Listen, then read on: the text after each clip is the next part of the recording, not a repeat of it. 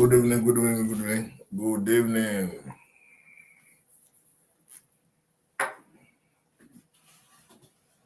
Good evening, everyone. Good evening, good evening. Welcome on board. Welcome on board.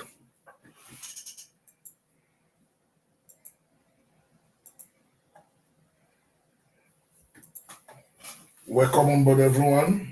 Welcome to David Hamilton Voice and Concern of Yoruba Television. Coming to you live from City of London here.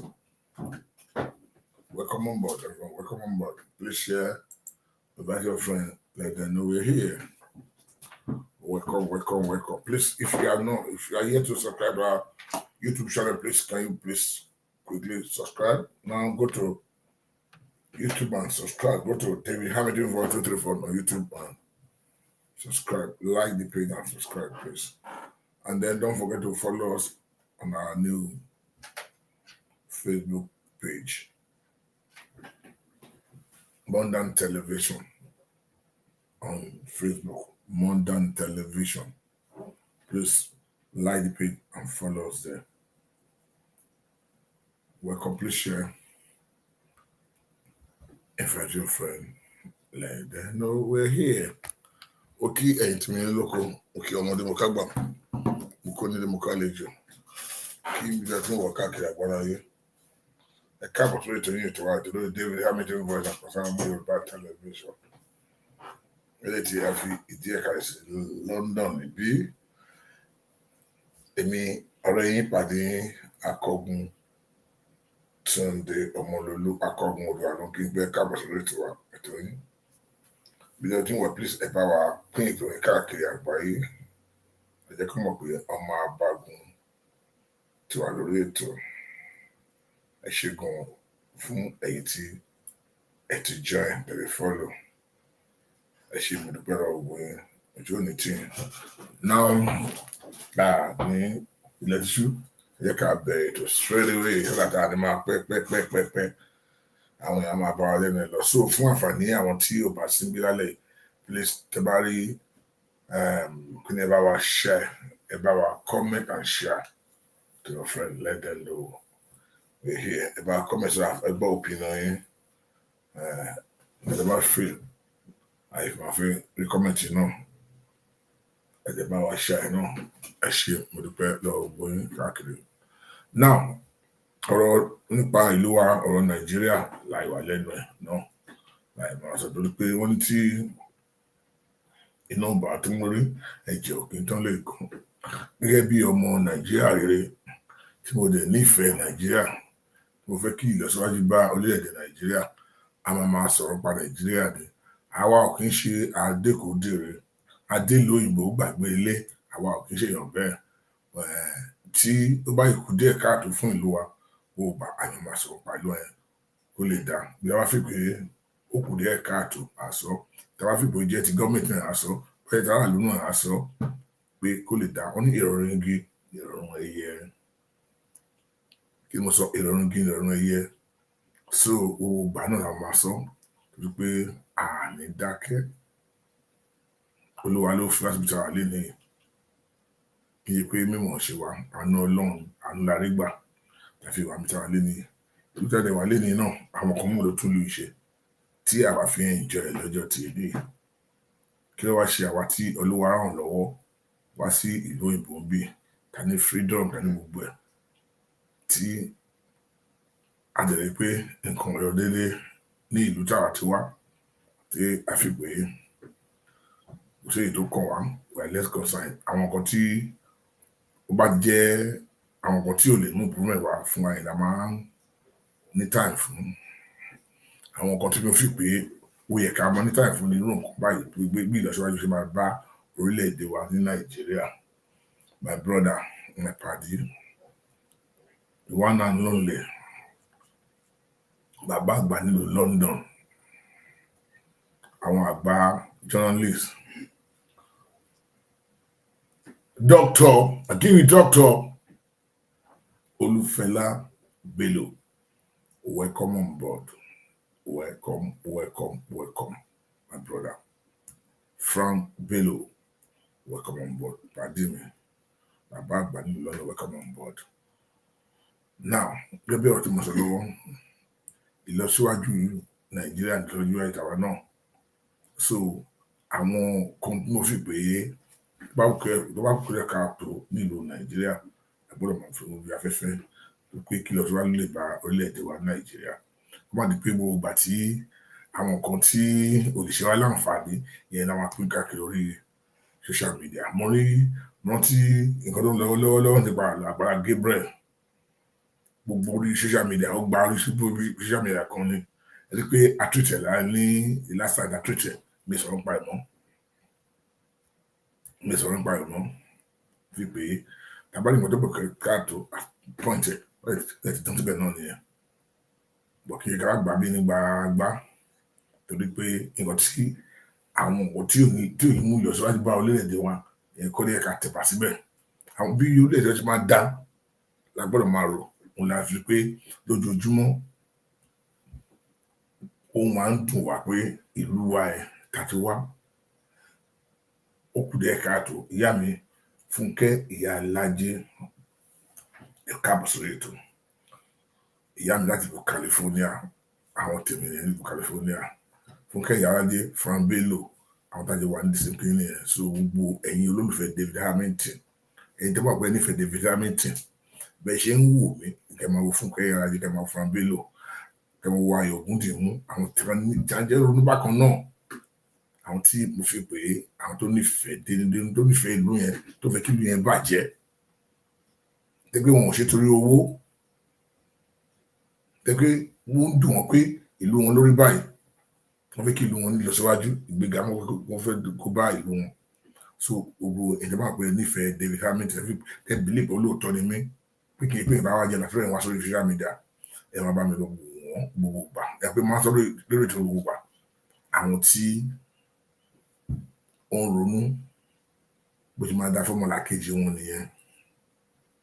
Àwọn tí ò rò tara wọn nìkan pé ìlọsíwájú orílẹ̀-èdè wa àwọn after pé kó lè dà ní ìgbé nǹkan tó fẹ́ jẹ́ mẹ́rin tó lè ṣe. Please ẹ jọ̀ọ́ ẹ tẹ́ bá nífẹ̀ẹ́ David Hamilton, ẹ bá tún máa gbọ́ program later. Anytime ẹ bá come across their video, either Facebook or YouTube or Instagram or whatever, ẹ bá mi lọ síbẹ̀. Follow them, like them, comment síbẹ̀. Ẹ ṣé. So gẹ́gẹ́ bí mo ṣe ń sọ lọ́wọ́, gbogbo wa la níṣẹ́ láti ṣe. Ìgbà tí a mú àgbàrá Gabriel wá lọ́jọ́ yẹn àti sọ ó ti tán síbẹ̀ náà nìyẹn. Àti point out. Òye wa gbà bíbí ní gbàgbá. Ẹ wò ó everywhere àgbàrá Gabriel. Nǹkan tó yẹ kí ṣe ní pọ́blẹ̀ dání ní ìlú Nàìjíríà ni especially àwa Yorùbá. Olóde fàdé pé ìlọsíwájú Ọlọ́run jẹ́ kí ìlọsíwájú dé balẹ̀ Yorùbá. Tẹ́ bá dérí TikTok ń sìn gbogbo nǹkan náà sọ́nà pátá àgbàrá Gabriel ni. Kò sí ẹ tó sọ pé wọ́n dé social media, all the social media, Facebook o, TikTok o, Instagram o, gbogbo kíní wọ́n everywhere àgbàrá Gabriel náà sọ̀rọ̀ pa ẹ̀. Pẹ̀lú mú ìdí. A sọ bí ìlọsíwájú ṣe máa bá orílẹ̀-èdè wa mọ́. Láti mọ̀ ti kí lọ́nà náà ìyẹn ọmọdé ṣaláìsí yẹn. Àwọn èèyàn wọ́n mú kókókókókókókókó. Kí ni nǹkan tí bí orílẹ̀-èdè wa ṣe máa dá ààrẹ ronú pa ẹ̀mọ́? Bàbá mi Adé Emilokan Richard, welcome on board. God bless you, Adé Richard. Welcome on board. Àwọn èèyàn gidi náà nìyẹn, Adé Richard. Young man, but ó nífẹ̀ẹ́ orílẹ̀-èdè.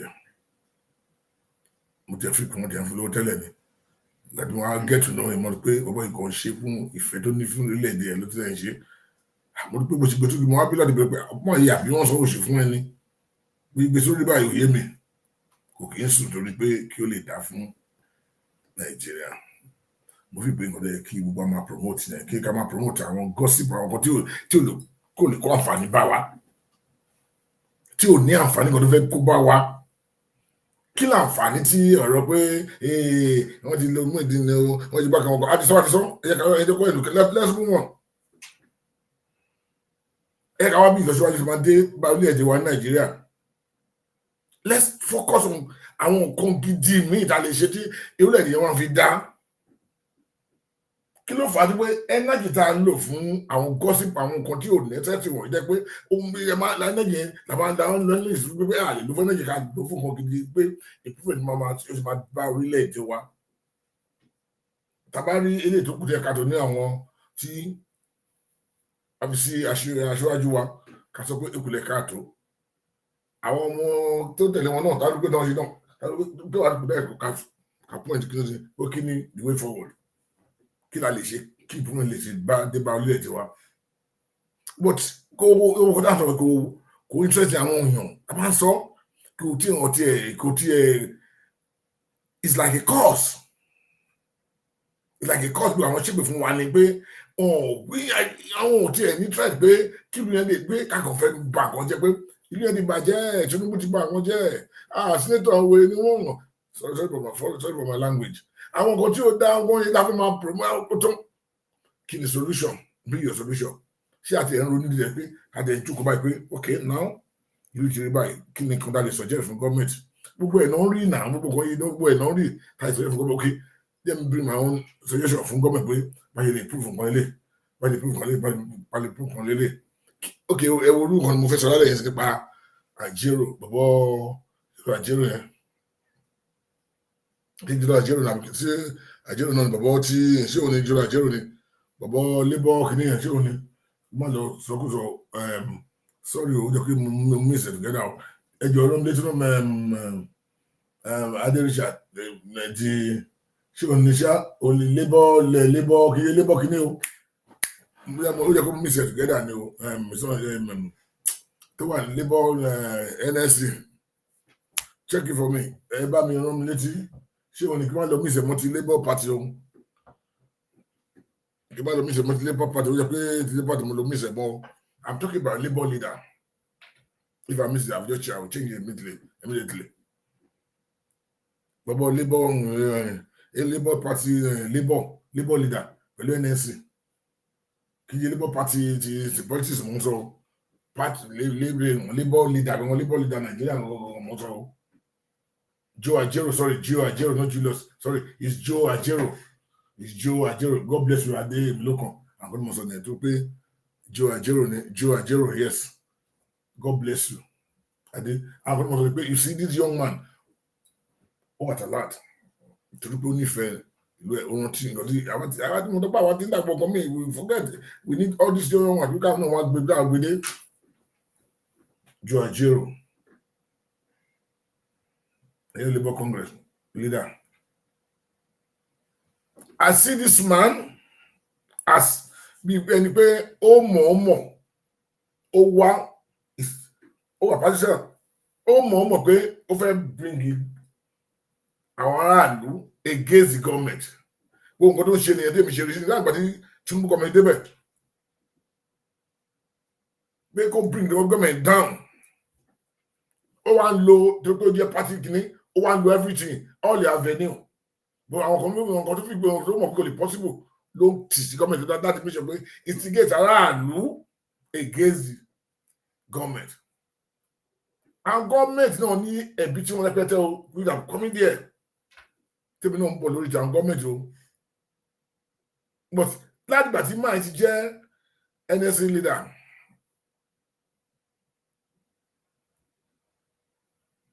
ní máa yìí ó ti wà jẹ́ pé gbogbo ìgbésẹ̀ láti bring the government down ni instigate the people àwọn citizens in Nigeria against the government tó ní pé ṣé ní nǹkan tí ò dé yóò ní pé ìrọ̀rùn igi ìrọ̀rùn ẹyẹ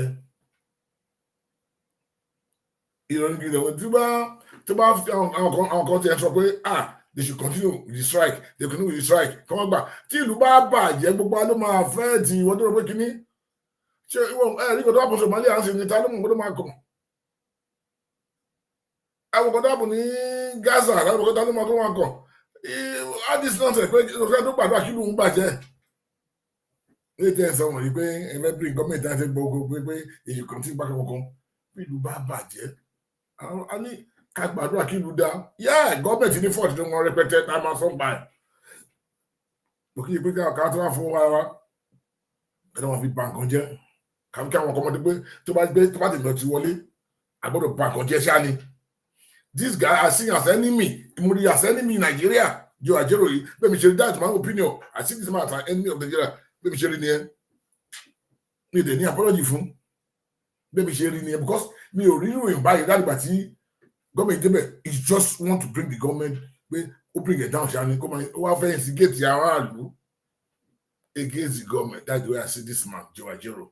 I don't see as that about that in NSC leader, Yoruba Ilayi Cheyato. Because I'm coming to the come on, back anyone, minimum wage come on, some 494. But very here, where inflation will come by do. I'm going to go for you come to borrow better to come in inflation, broken.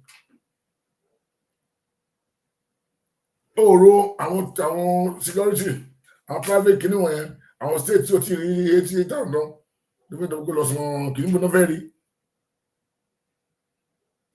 The only thing you like to suggest from government is but you might improve life of Nigeria. Okay, government no need to government needs to the government is but what you might come down. Don't want to one leg. Tell me about 10,000. 10,000 matter no. What is the way forward? Why don't we depend on the oil they come? Kí ló wá bùsí kòkó wa kí ló bí ọmọ ìlú tó wà ní ìgbẹ́ pé oil kan láti depend lórí òkòdé kí all these economists wey come outside government in government èyí fúnra yín wúlò epo oil oní oil náà láàrin tàn olú ayé Nàìjíríà ṣe rí báyìí nìyẹn kí là ń produce Nàìjíríà kí là tún kí ni kọ́mọ́tẹ́ export ẹ kó lè mú kó lè kó owó wọlé fún wa dan ọdún epo yìí nìkan náà ni àwa focus àti wọn lé epo nìkan I remember but táwa ń dàgbà kòkó àwọn family ló wà mí tí máa parọ́ àwọn jíjọ àwa lọ kòkó náà fi build the cocoa house ó náà build the Nigeria house wà London bíi a lot of things náà ní kòkó ṣe kòkó ni wọn ní nǹkan mi táwọn western region ń lò.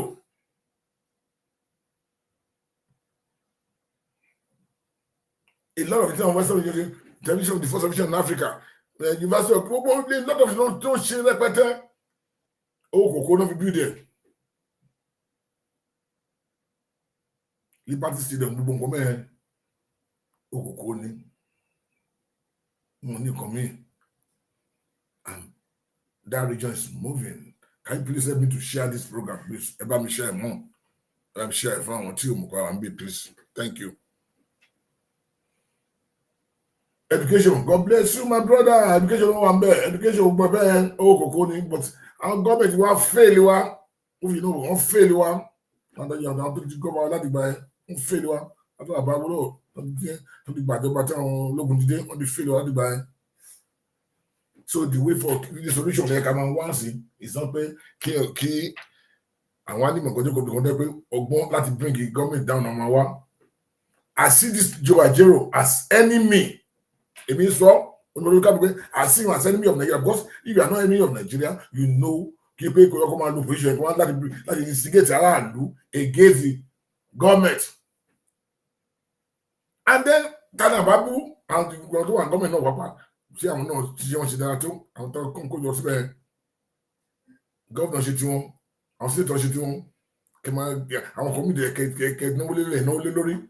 I think so no bad yellow and no 90 billion from Mecca. Does that make sense? So come in on ni àwọn náà ní tiwọn náà ní tiwọn rẹpẹtẹ.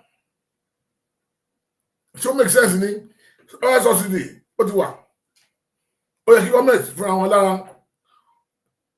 ó ti wọ̀ pé nǹkan tí wọ́n ń lò kò yẹ kí kó fún olùwọ̀bọ̀ ìkó fún láàyè ó yẹ kí President Tinubu pẹ̀lú àwọn ọ̀dọ́ àwọn tí kò tó jẹ́ fún àwọn state kan bóyá máa lọ sí assembly tó máa jọ sí ókè o nínú ìsìn tí wọ́n ti gbọ́dọ̀ lọ sókè díẹ̀ o ètò bíi tó because ìwọ̀n ti wọ́n kò yẹ kó dúró tẹ bọ̀bọ̀ yìí kó wá lo agbárí báyìí ó yẹ kí àwọn tó wà gọ́ọ̀mẹ̀ntì tí ó ti sọjẹ́sì so that irú àwọn ìmáà ní fún wọn ìbúrúkú báyìí ní fún wọn láàyè ẹni fún wọn láàyè ó yẹ kí President Tinubu ti sọjẹ́sì ẹ̀ tipẹ́tipẹ́ pẹ̀lú àwọn pẹ́pẹ́ kò tó yẹ fún house and they do the condition amendment okay mímú yìí ó lè raise there beginning and then you should allow the state you cannot dictate for state. But we ṣe pé state o ẹni àmọ̀tí state bá lè sọ kó tó fún ẹni bọ̀dọ̀ kó tó fún state wọn because kí ẹ lè sọ pé kẹ́lẹ́pẹ́ ojú system rẹ̀ sọ sí it's not all the state ló lè sọ system rẹ̀ you cannot compare Lagos state with Ondo state or with Ekiti state. Ìgòdó lẹ́kọ̀ọ́ ó ta access ní Ekiti state so Lagos state lè sọ pé wọ́n fẹ́ sọ 60,000 Ekiti state Ọ̀ṣun state wọ́n lè wọ́n mo ló fẹ́ ló sọ so kẹjẹ kí state kankan kún determine òye tó ń fi sọ fún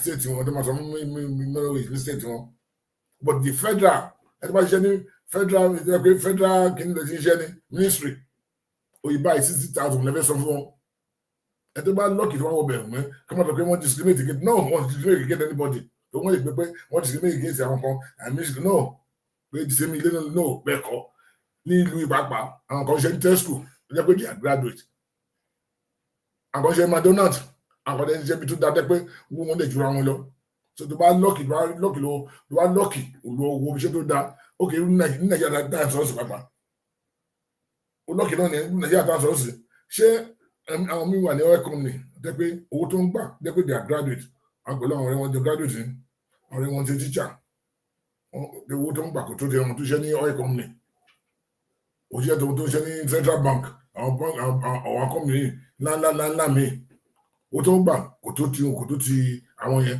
ó ló wà lóòsí eré tí àti tó ṣe ní oil company ní ìgbà so kò sọ́gbọ́n ní ó kàn máa jọra wọn lọ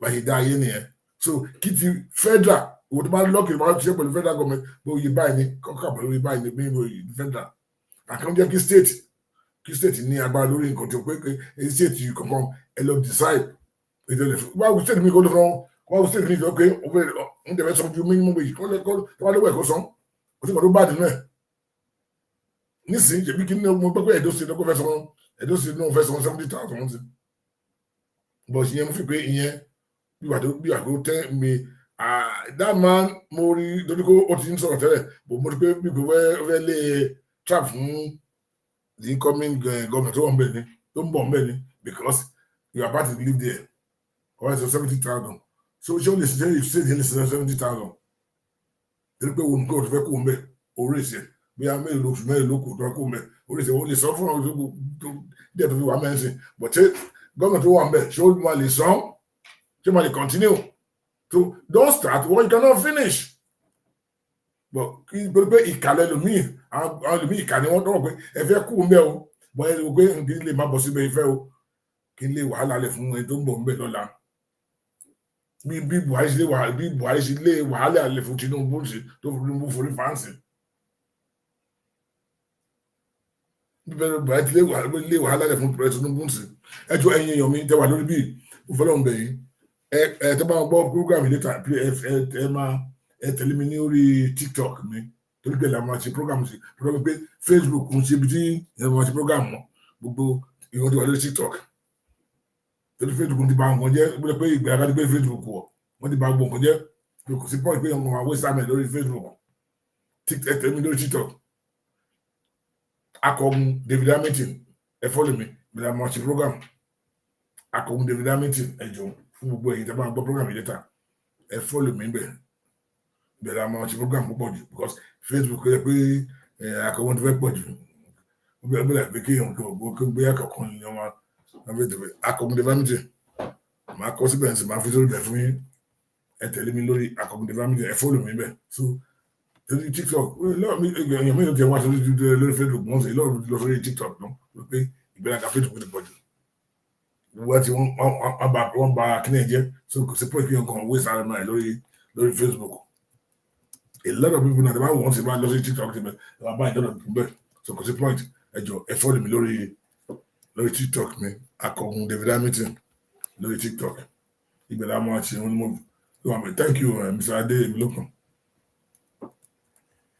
TikTok ni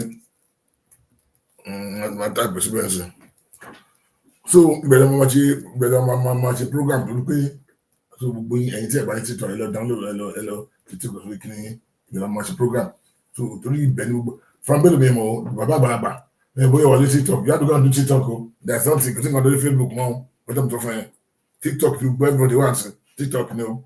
I'm always on TikTok. Máa wà lórí TikTok, ojú máa ti wúwà pẹ̀lú àwọn èèyàn lórí TikTok, all the time lórí àwọn èèyàn máa ń wà bẹ̀ gan. Alẹ́ àná mo ìwà pẹ̀lú pẹ̀lú ayé àwọn òṣọ́bọ̀ láti tún yàgò mẹ́ta ní after 3 lóru. MC Murphy, ìbẹ̀lẹ̀ ìwà lóru and throughout. That's the program. So, ìwà mẹ́ lóru and throughout. So every day my phone was ayọ̀gún ni mo everybody wà lórí TikTok, àwọn gbẹ̀dú everybody wà lórí TikTok. So, but to party the TikTok, please go and download TikTok. But you why you want to?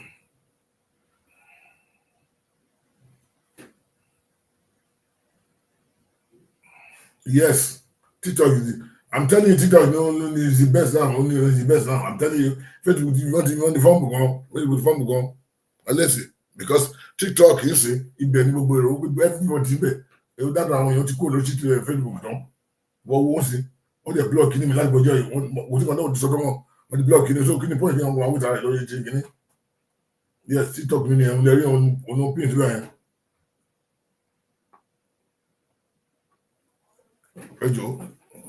Follow me, if you not follow him back in so you can name enough kini me ibẹ̀ máa wà dídò rúdọ mẹ́ta òru ibẹ̀ máa kún ibẹ̀ that man debate nsi orí TikTok everybody wà lórí please follow me lórí TikTok account mi Akọgun David Hamilton lórí TikTok please ẹ má gbàgbé Akọgun David Hamilton gbogbo ẹ̀yin tèmi pátá ẹ pé ìyá aláyé bàbá wà lórí TikTok bàbá gbogbo everybody wà lórí TikTok so family please ìwọ náà mo gbé bàbá arúgbó ni ẹ tọ you have to come to TikTok o TikTok gbogbo yẹn wà o Facebook àti waste time lórí Facebook mi ni I'm telling you family I want to the ní gbogbo àwọn you have ó ní gbogbo àwọn ọ̀rọ̀ lọ́wọ́ gan rẹpẹtẹ àwọn èlò oríṣiríṣi torí TikTok ibẹ̀ ló ti máa pay pẹ̀lú program tó ń ṣe pé knowledge tó ní máa waste dàmú sí lórí Facebook mọ́ knowledge yẹn TikTok gangan làwọn ti ní knowledge tó ní yẹn I'm telling you ibẹ̀ gbogbo nǹkan àwọn kan míì tó wà lọ́wọ́ rẹpẹtẹ TikTok ló lè ṣe I'm telling you kò sí nǹkan bí mọ́ Facebook bọ́ ti bá ó ní gbogbo àwọn ọjà wálé lẹ́kọ̀ọ́ náà gbìrì sọ̀rọ̀ kò sí point ìpínyẹ̀ kan waste time lórí Facebook I'm telling you so mo ní máa sọ fún ẹ̀yin follow David Hamilton gbọ́ ẹ̀yin tẹ́ gbọ́ mi tẹ́ máa gbọ́ kí ni later TikTok ẹ follow mi lórí TikTok mi Akọgun David Hamilton lórí TikTok.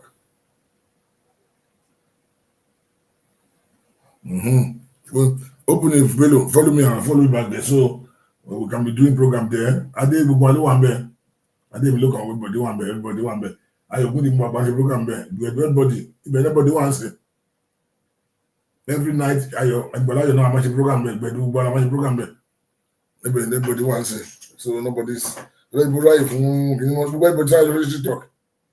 Every Facebook everybody come for our pressure. I want to for our here. So be or two months ago, imagine car we were cancel law. We are still going to debate this here on TikTok. One more discuss to me. I think I might debate the more on TikTok, right? So keep on to do you plug my phone? Why you go charge it, please? Now, have you said you see me there? Okay, better download TikTok, okay. I feel it. Bello, you honestly you have to be on TikTok because that is the place. Knowledge always knowledge than lórí Facebook me. I'm telling you Dr. Bello. They need you on TikTok. They need you on TikTok. They need you on TikTok. Oh my God, but only like I think about 1,000 could be seen record live man or 800 whatever. That way don't follow and so you have to now please want to say to all your followers and follow people so that they can follow you back there. So like, but why they like my like be 300, I think you can still come while only one partnership program, but no only one partnership program on the journey. You can still talk there. On camera and then only one partnership program. And what you need, so from there, I didn't follow and but what you need them and below. It might be bang go I'm telling you, it's like young one waste time being now. Let me to solo and you may not be paying as a great to be me. There be tí mo sọ lọ gọ́ọ̀mẹ̀ntì wọ́n ní fòdì tí wọ́n gẹ́gẹ́ bí mo ṣe sọ lọ́wọ́ lẹ́ẹ̀kan yẹn gọ́ọ̀mẹ̀ntì fúnra wọn ó kọ̀ dùn mí ni pé wé àwọn tó kọ̀ pé wọ́n ṣe fún gọ́ọ̀mẹ̀ntì gbogbo wọn wà gbogbo wọn dà all these abẹ́ aṣáájú blogger where are they?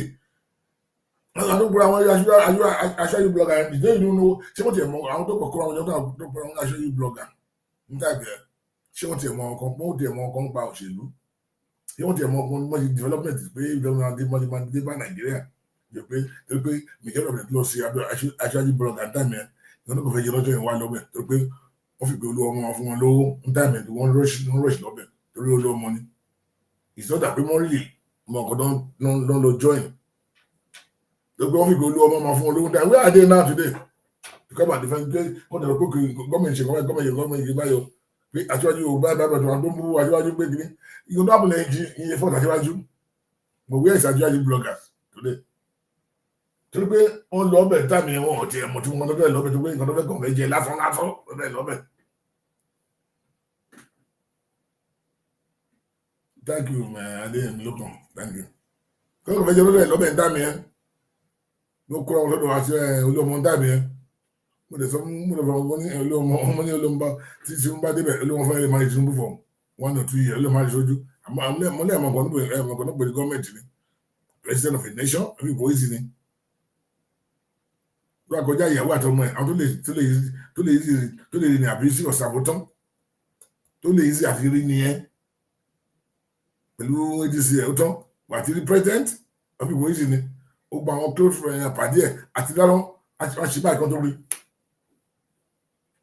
protocol security burúkú ẹyẹ gbọ́dọ̀ kọjá wájú president wọn gan ni so wọn ò gbọ́dọ̀ fi àyè lẹ̀ so àti the president ìsúná ìgbó ìsì bí ẹfí ìgbé yẹn ọgbọ̀n ti máa rí ọgbà jẹ́ pàdé ẹ̀yìn bẹ́ẹ̀ lọ àmọ́ ìpàdé ẹ̀ tí ò lè rí mú láíláíláí bẹ́ẹ̀ máa mẹ́rin gbàdúrà kó mẹ́ kó lè rí post engagement gbọ́dọ̀ fẹ́ gẹ̀ fẹ́rí protocol wọ́n ti ọjọ́ tí àjọ yìí lọ sí Àkúrẹ́ lórí àwọn afẹ́fẹ́ lákùrẹ́ gbogbo wọn ó di mẹ́mbà wọ́n gba fóònù wọn lẹ́nu ọ̀nà yìí wọ́n ti bọ̀dẹ̀ lẹ́nu fóònù wọlé wọ́n lè ti wà ń bẹ̀ wọ́n ti kọ́ ìjì wà ń bẹ̀ more than 1 or 2 weeks wọ́n ti gáàdì wọ everywhere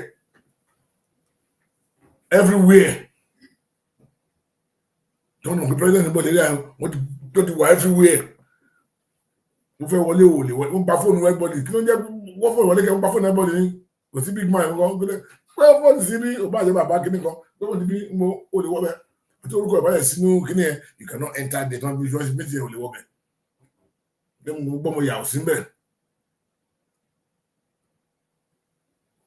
so kí mo tẹ́ àṣọ ni pé ó yà àti àtiwájú blogger àwọn dà mo náà wà lẹ́nu majority of them ló tún bú aṣíwájú lẹ́nu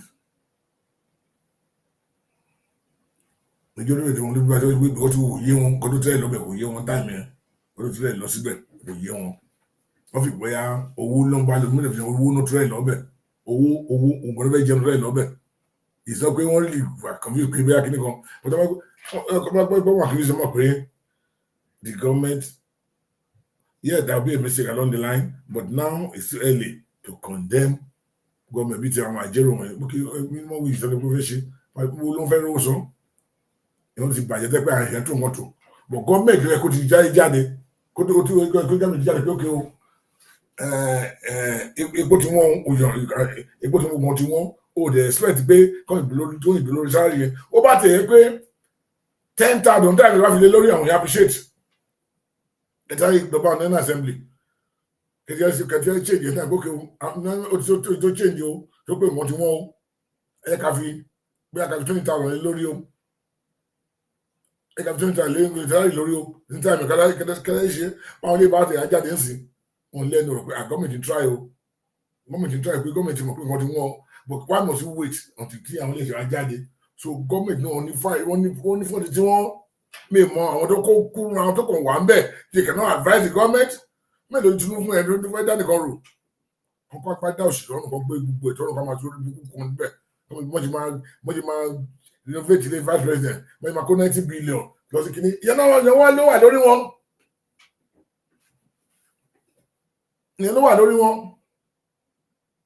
ní ìgbà tí ayé bàjẹ́ lọ sí ó yẹ kí ìyẹn wá jókòó pé ó fẹ́ ná 90 billion fún Mecca fẹ́ fún president ní Jerusalem ní Mecca owó tí ò sí akọlọ sí ọ̀hún yẹn ṣé ìgbà yẹn ká máa ṣe ni ṣùgbọ́n bí náà mistake díẹ̀ tó ń bá fẹ́ bá gọ́ọ̀mẹ̀ntì jẹ́ nìyẹn tí wọ́n gbọ́dọ̀ gbà láàyè pé wọ́n ní good adviser ó di mélòó ni gọ́ọ̀mẹ̀ntì yẹn fẹ́ dá nìkan rò tán kí táìbí ẹ̀ka ló fẹ́ ṣe ká máa ṣe renovate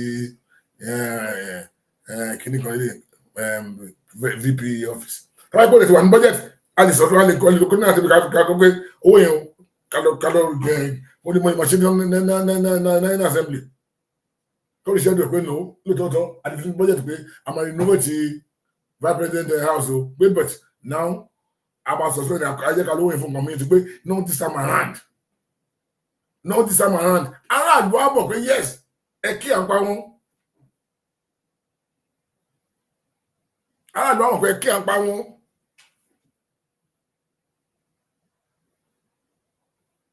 around wà bọ̀ pé kí à ń pa wọn iye tí àjẹká wọn sọ pé afẹ́lẹ́ lókè di vice president kí lélẹ̀ ìyá ń já àlú so mo lọ pé gọ́ọ̀mẹ̀ntì náà ní kí wọ́n ní fọ́ọ̀tì tí wọ́n mo lọ sọ lẹ́kọ̀ọ́ pé èmi ò máa sọ pé èmi ò sọ fún ẹ blindly tí bá lè ti gọ́ọ̀mẹ̀ntì tí ò dá máa point it out bí mi ṣe rẹ̀ wà nìyẹn tí gọ́ọ̀mẹ̀ntì pẹ́ tó kù dẹ́ káàtó pé bàbá Tinubu fún wọn lára gẹ́gẹ́ ló ṣe president máa tó pé bàbá Tinubu mo sọ yọ̀kẹ́ mo ní kò yẹ kí bàbá Tinubu lè máa lọ gba mo sọ tí ó yẹ kí bàbá Tinubu fún wọn lára mo sọ mo ní pé by now kò yẹ kí wọ́n lè máa lọ gba treatment ní abroad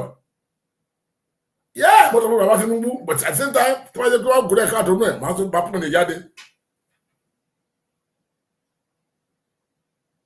pé a ní gbọ́dọ̀ freeze ẹsẹ̀ wọn Nàìjíríà our president gbọ́dọ̀ máa treatment labroad mọ́ ikọ̀ tìjú ni but that does not mean pé kí wọ́n ní nǹkan tó ṣe kọ́ máa bàjẹ́ tó pé mo fẹ́ bring one down mo pé this man is trying his best but you know what go there kọ́ ló máa point out so that can only change but I must mo dúró lọ fún kúrò pé ó try best pé ó fẹ́ kí nǹkan kò wá láti wá fìyà jẹ Nàìjíríà bí èmi mọ̀ dájúdájú mo 100% ní ike bóyá 100% pé Tinubu kò wá láti wá fìyà jẹ Nàìjíríà ó fẹ́ kí nǹkan dá ní Nàìjíríà ó wá láti wá tún Nàìjíríà ṣe ni ohun tí wọ́n sọ lẹ́kọ̀ọ́ pé along the line àwọn mistake kan ọmọ aráyé gbọ́dọ̀ máa pọ̀ ìtì àwọn fún un pé no mistake ilé kẹ̀kẹ́ ṣe mistake wà bí yá kẹ́wọ́n tó lè kọ́ tó sọ̀rọ̀ ní bàbá yẹn kọ́ máa sọ pé no bàbá báyìí no nílò ní bàbá fẹ́ dá nìkan rò tó pé wọ́n ti tẹ́ pápẹ́ ilẹ̀ fún bàbá yẹn kó ti síbẹ̀ Buhari ó ti ba nǹkan jẹ́ and then the member of the assembly they are not happy at all tó pé ọjọ́ kìíní wọ́n ra mọ́tò wọ́n lọ lè mọ́tò Nàìjíríà ẹgbẹ́ mọ́tò náà lọ pé sí mọ́tò àwọn ọmọ òṣìṣẹ́ o lè invest lórí Nàìjíríà ṣé o ti gé Nàìjíríà rí ṣe èèyàn wọ́n bè lọ́wọ́ ẹ̀kọ́ pé ṣé mọ́tò àwọn ọmọ lọ sí constituency kiri wáyé tó lè lo mọ́tò ayé lọ ebi president Nancy ló sọ pé only think what you can give to your people don't to your country not think what you can give from people in your country. àbí ìbọn ló sọ if a senator Nàìjíríà tó fi pé o lè invest owó ẹ láti Nàìjíríà ṣe ṣebí èèyàn ló ń yá ìlú ẹ lówó kí ìlú lè dá ṣebí èèyàn ni máa ní lóní plane ló ní plane ọmọ Ìgbò tó ní plane yẹn tó gbé plane yẹn lẹ́kọ̀ọ́ lọ kó àwọn èèyàn wọn láti kí lọ́jọ́ yẹn Sudan lọ́jọ́ yẹn tí ò gbákò tó gbá ìpínlẹ̀ kó gbé plane lẹ̀ kó kó yàn láti South Africa lápapọ̀ láìgbà ìpínlẹ̀ wọ́n ní òkè náà ní fún ní gbé ìbéèyàn nìyẹn ó lọ́ọ̀fù lú ẹ̀ nínú pé ìlú lélẹ́yìí ó yà ṣe kìí president kìí minister kìí náà ṣe mẹ́rà fún kìíní ẹ̀yìn sọ pé ẹ lè lo mọ́tò Nàìjíríà ẹ̀yìn kan sọ pé ṣé mọ́tò ọ̀hún ló máa gbé kiri wáyé tó lè ṣe kárò ṣé wọ́n olùfẹ́ asáfù wa ṣé wọ́n nǹkan asáfù àìfọ́ọ̀sì ni ṣé wọ́n fọ́ọ̀sì ẹ̀kọ́ jáde kó wá sáfù wá di senator ni wọ́n ló fẹ́ senator now nobody force you want to come and serve the nation so what are you expecting wọ́n expect owó okùn lọ́bẹ̀ okùn fẹ́ lọ kó lè ó lè wọ́n lọ gba òfin pé retirement omi connection kí àwọn kan fẹ́ chairman ní ẹgbẹ́ kínní kan kó wọn kó ló gbà ń bẹ̀ bí wọ́n fi ṣe chairman united communication kínní kan or chairman ní judiciary or chairman kó lè àárẹ̀ mọ̀ or chairman kínní kan all those committee kan fẹ́ chairman kan pé gòkè o àbí wars kan kínní kan kan fẹ́ chairman gòkè kan ní ẹni mínísítà láti ń bọ̀ lọ́dọ̀ ẹ̀ pé bàbá ìjọba àti kínní ẹ̀jẹ̀ bá àfitì yín lórí o ẹ̀jẹ̀ bá ẹ̀mí sọ pé ẹ̀jẹ̀ kínní ẹ̀jẹ̀ ká pàṣẹ kínní wa o wo bóyá ìtàgbé lọ́dọ̀ yín ẹ má kọ́ tẹ̀ àwọn ìjọ ẹ bá ṣe o ẹ bá ti bá ṣe òye báyìí máa kàn yín náà o. tẹ́tẹ́ lọ́bẹ̀ ni pẹ̀lú ẹ̀sà kúrò tẹ̀ máa wá gbé kiri ó dọ́ máa fúgbó yín tẹ́tẹ́ lọ́bẹ̀ ni lọ sáfù Nàìjíríà pọ́kẹ̀tì ara yín lọ sáfù gbogbo pé lọ sáfù Nàìjíríà ni ẹni máa hùwà bàjẹ́ wọ̀nyẹn ẹ lè láàánú pé ìlú yẹn ti wó aláàánú alẹ́ ṣàánú pé lóòótọ́ ó pẹ̀lú gbàmí jẹ́ pé aráàlú wa pa wọ́n ti na confidence lẹ́yìn lórí pé ok ṣé ìlú yẹn lè dàbí ìlú yẹn dámọ́ but àwọn ọmọ pé ìlú yẹn máa dá gbogbo àlejò máa ṣe òun làwọn ti dẹ́n ti táwọn ṣe yìí wọ́n ló fi dùn pé àwọn kò dẹ́ pé ká wà wọ́n kó lè dá ìyẹn ò jọ wá lójú àwọn gossip àwọn nọ́ọ̀sì àwọn nẹ́lẹ́sì yẹn ọ̀gbọ̀dá Gabriel ti fi ọyàn pa o ó ti lu mú ìdí pa o ó ti fọ́ lójú o ìgbàkan kan ìyẹn la máa continue àti àìsàn ọ̀dẹ̀ tí ẹ̀ ń ti bẹ̀ life continue at the point ẹ̀ àti kan níbi tó kù dẹ̀ káàtó fún káàtó pé kò gbọdọ̀ ṣe fún má bábáyé ó jẹ́ tẹ́ ni ẹ mo rí àwọn wòlíì kan bí àwọn pásọ kan mọ̀ pé ó lè làwọn yẹn lórí pé kọ́ńtà bẹ́ẹ̀ jẹ́ ẹjọ́ bá bí àgbàdo gbé wo kí wọ́n á bo ìyàjọ́ ti fi yourself ó lè ní gbogbo yín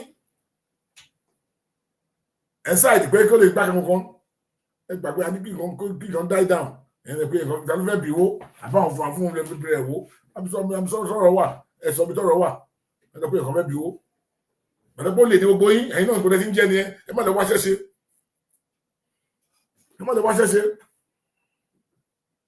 ẹ̀fẹ́ tó ń bí anybody wo so ayé kí yẹn ti lọ nìyẹn let's live more kí Nàìjíríà lè dá ẹ sọ pé bí Nàìjíríà ṣe máa dá ẹ sọ yẹ fún gọọmenti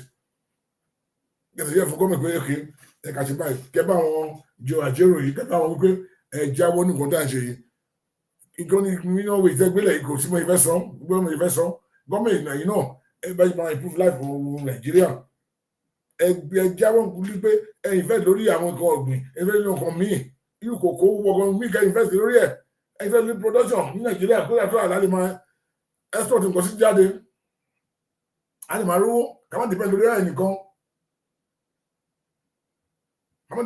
nìkan let's move on kí ni àwọn tí ò wúlò àwọn jàtìjàtì ọ̀rọ̀ kan láwọn tẹ̀wá yìí lórí tàbá gẹ́gẹ́ ti lọ yẹn ti lọ nìyẹn let's move on nílùú Nàìjíríà lè dá kí àwọn kan tó máa dá gbogbo orí òfẹ́ dání o.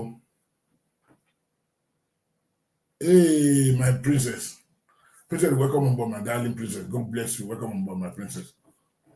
She princess, God bless you. Well done. Mom is here. God bless you, my darling. Bless you, princess. Tell me okay.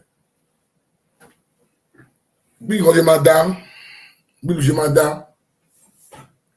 ìyẹn mo fi pé ká gbá gbogbo ká ṣe ìyẹn pé àwọn nǹkan tí ò wúlò fún wa, àwọn nǹkan tí ò lè mú ìlọsíwájú bá ìlú Nàìjíríà ẹ̀rọ àwọn jíjá wa ti bàtì wọ́n máa yà yín lẹ́nu pé mo ti mẹ́rin kó mọ́tò mú wọn bẹ́ẹ̀ náà ni ẹ̀rọ mo bá lọ́jọ́ yẹn ẹ̀kọ́ ní mo sọ mi ìsọ̀rọ̀ kejì mọ́ bí ìyẹn ṣe bẹ́ẹ̀ máa ṣe kọ́ ni because àwọn ìlú tí wà nínú ọ̀fẹ́ discuss pọ̀ rẹpẹtẹ tó máa mú ìlọsíwájú bá Nàìjíríà kí ni pé ọ̀rọ̀ pé ìṣubú yẹn ká fẹ́ máa wá ìṣubú àwọn kan tí ò tẹ̀ wúlò yẹn a máa tẹ̀ bà mọ́ gbogbo ibi tí àwọn asínwé àwọn gbèrè kan tó tẹ̀gbà sí pé ìyẹn náà fún gógógógógó ó wọ́n pé ìlú wọn ní security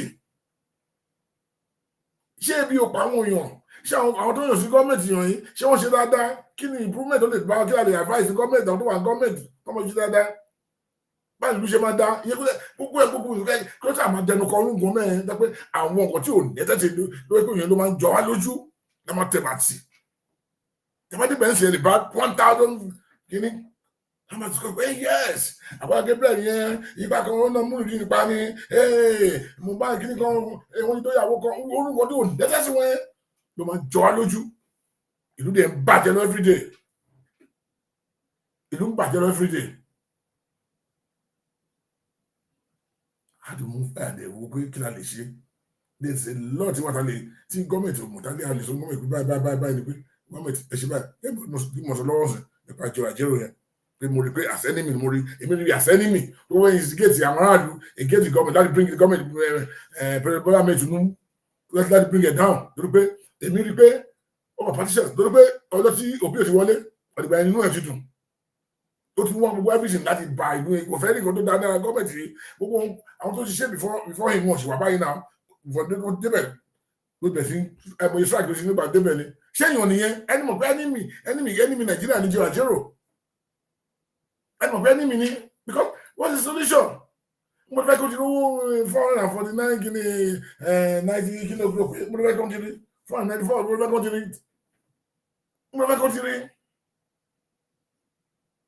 Why don't you advise the government?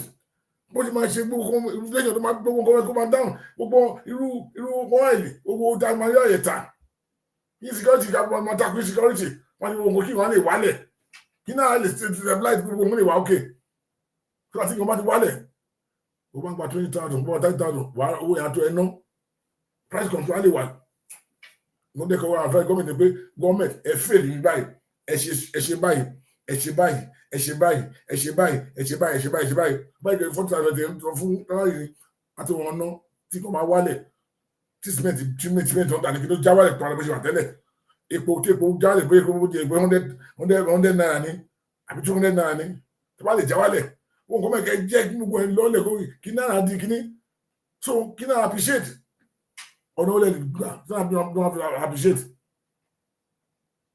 kọ́ni ẹ̀ka máa advise gọ́ọ̀mẹ̀ntì sí nìyẹn kìí pé bó bá gbé sẹ́yìn tó ń gbé sí 1,000 nǹkan tó ọmọ wọn sí lọ ní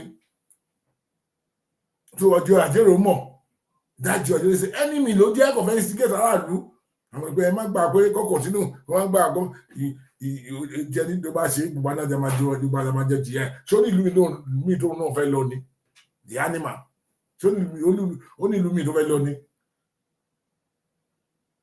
ṣó ní ìlú mi tó fẹ́ lọ ní. Ẹ wo bàbá Bọ̀dé George, God bless that bàbá Bọ̀dé George ó sọ nípa aṣáájú Bola Ahmed Tinubu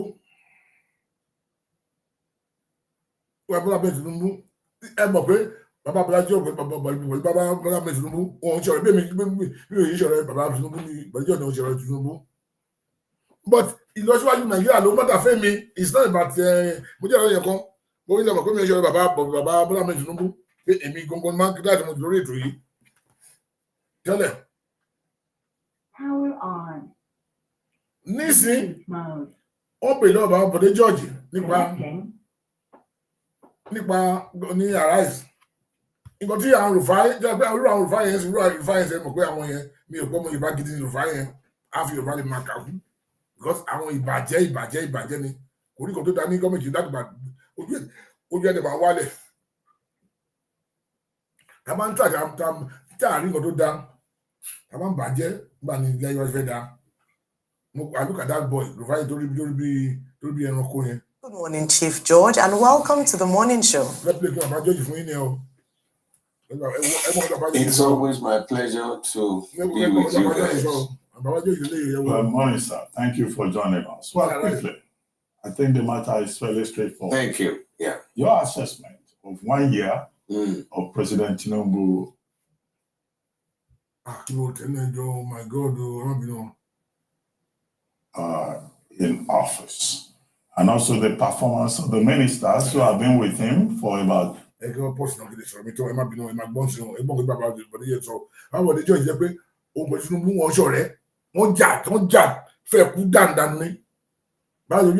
PDP ní bàbá Bọ̀dé George èmi fúnra mi Àtíkù ní to the core ẹ bá mú mi to the core Àtíkù máa tẹ̀lé tẹ́lẹ̀ ẹ jẹ́ ká sọ because ẹ tí wọ́n lè sòótọ́ ó tó yẹ kọ́ńtínú ẹ jẹ́ ní gbogbo ilé mọ̀ pé èmi ní sàmà Àtíkù nílùú yìí gbà ní mo tiẹ̀ ti sọ̀rọ̀ Àtíkù táàmù ọba náà tó bá máa ń dọ̀bà kọ́ wọn táàmù yẹn fún Àtíkù táàmù yẹn mo ti tẹ̀lé Àtíkù ìmọ̀ Dr. Abdallah àti bẹ̀rẹ̀ Àtíkù nílùú yìí wọ́n tó kẹ́ kó tẹ̀yẹ pẹ̀lú àwọn Ben ẹgbẹ́ bulo tàbí ṣe Àtíkù táìmù yẹn títí tó jẹ́ àyẹ̀lẹ́ kejì èmi náà ni mo ti bẹ̀rẹ̀ pariwo Àtíkù mo ń tẹ̀lé until recently tó di ọ̀rọ̀ wọn fẹ́ kí South gbà tó ń fi sọ pé ẹ fẹ́ kí ẹ̀yin nìkan lẹ fẹ́ kí wọ́n wà mí láíláí forever mo fi padà pé láíláí pé àwọn ṣẹ́gun àwọn yẹn ṣe bọ́ǹdù rò lọ́dọ̀ yín náà ṣé àwọn South gbọdọ̀ fọ́ọ̀kan rárá ẹ̀yin nìkan lẹ kọ́ máa bá lọ kò ní pé àtiwá wò pé káwọ́ kò Tinubu fẹ́ ṣe àti pé Tinubu dẹ̀ gbó tọ́ dáńdá tàbí tó Tinubu sí èmi gan mo á kíláì Tinubu gan tẹ́lẹ̀ bí bàbá George ó fẹ́ bu Tinubu pa bọ̀ nísìn àwọn sọ pé kí ìlọsíwájú lè bá orílẹ̀-èdè Nàìjíríà kí ìlọsíwájú orílẹ̀-èdè Nàìjíríà làwọn jà yìí sọ̀rọ̀ bá pé wọ́n láti mú wọn láì Tinubu ṣé Tinubu ṣe the right thing kí kò ṣe the right thing but the man is still the right thing ẹ jẹ́ ká gbàgbé ọ̀tẹ̀ ẹni tí o máa ní ọgbọ́n ló jẹ́ pé ọ̀tẹ̀ ìkọ́ tó máa lọ pé Tinubu ṣe dáadáa tó máa lọ pé Tinubu is not do the right thing ẹni tí o máa ní kọ́mọ̀sì lọ pé Tinubu ṣe the right thing ní wọ́n ti bàjẹ́ ẹ jẹ́ ká gbàgbé ọ̀tẹ̀ ká gbé ọ̀tẹ̀ kó o mẹ́ ìkọ́ tó bá kò dé àkáàtì ọmọ tó bá kò dé àkáàtì bàbá improve mi báyìí o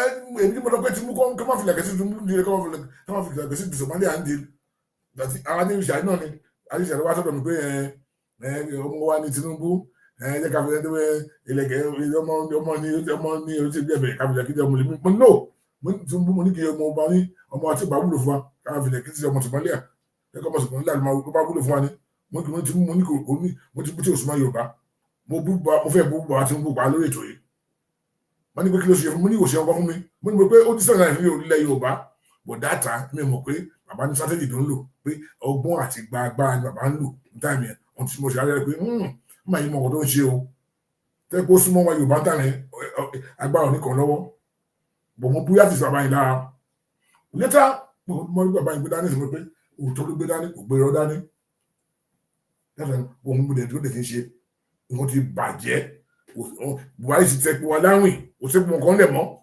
ààrẹ kò nǹkan tà bí i ipò 5% là ń tà ń sí ó ti tà láwìn àti ó fẹ́ tó bí i ọ̀hún tó jà ní afẹ́ tó bí July nísìn àdébẹ̀ sí rí oru díẹ̀ tà kò sí owó kankan kò sẹ́ni tí mo ti gbàgbé gbèsè ní tàbí sọ àwọn local government gbogbo everything ọ̀rọ̀ government àwọn kí n sì ní gbowó sí o àwọn kí wọ́n pè àwọn gọ́vnọ̀ èèyàn mélòó ló bè lọ́wọ́ gọ́vnọ̀ pé owó tẹ̀ tó ń gbà tó wá dáǹsì owó tó pọ̀ jù sẹ́yìn lọ pàtó ti yọ sọ́sídì yẹn tó ń pè sínú àwọn gọ́vnọ̀ yẹn ọ̀rọ̀ wọn máa ná kí làwọn gọ́vnọ̀ sọ́wọ́ wọn ṣe òun tó bèrè tí ó try bẹ́ẹ̀ sẹ̀ pé kò sẹ́gbẹ̀ tó rí kò dá náà pariwo ẹ jẹ́ ká bọ́ lẹ́nu bàbá Bọ̀dé George. 8-9 months. What do you think? You know, I need to be fair. I need to be very fair because at this age, getting to the 8th floor in the age ladder, we must tell the truth to power. The performance of any government in the first year, you can forgive them because as an engineer, we look at that as a learning curve, the first year, because he wasn't in government before and he had never been in government before. I told a lot of my friends and my colleagues in the political side of this country that, look, okay, my Oga, General Buhari, was there for 8 years. We saw the mess. The complete collapse of this nation. Okay, he's fresh, he's new there. Give him time. So that 1 year of grace has passed. And therefore, I said to other people that this next second year of his administration, we must feel the impact. We must see those terrible areas being reverted. And that come this time next year, partisan politics will start. And that is when we would really sit down and do an X-ray of every sector. Because so far, People are hungry. People are angry. Things are not going right.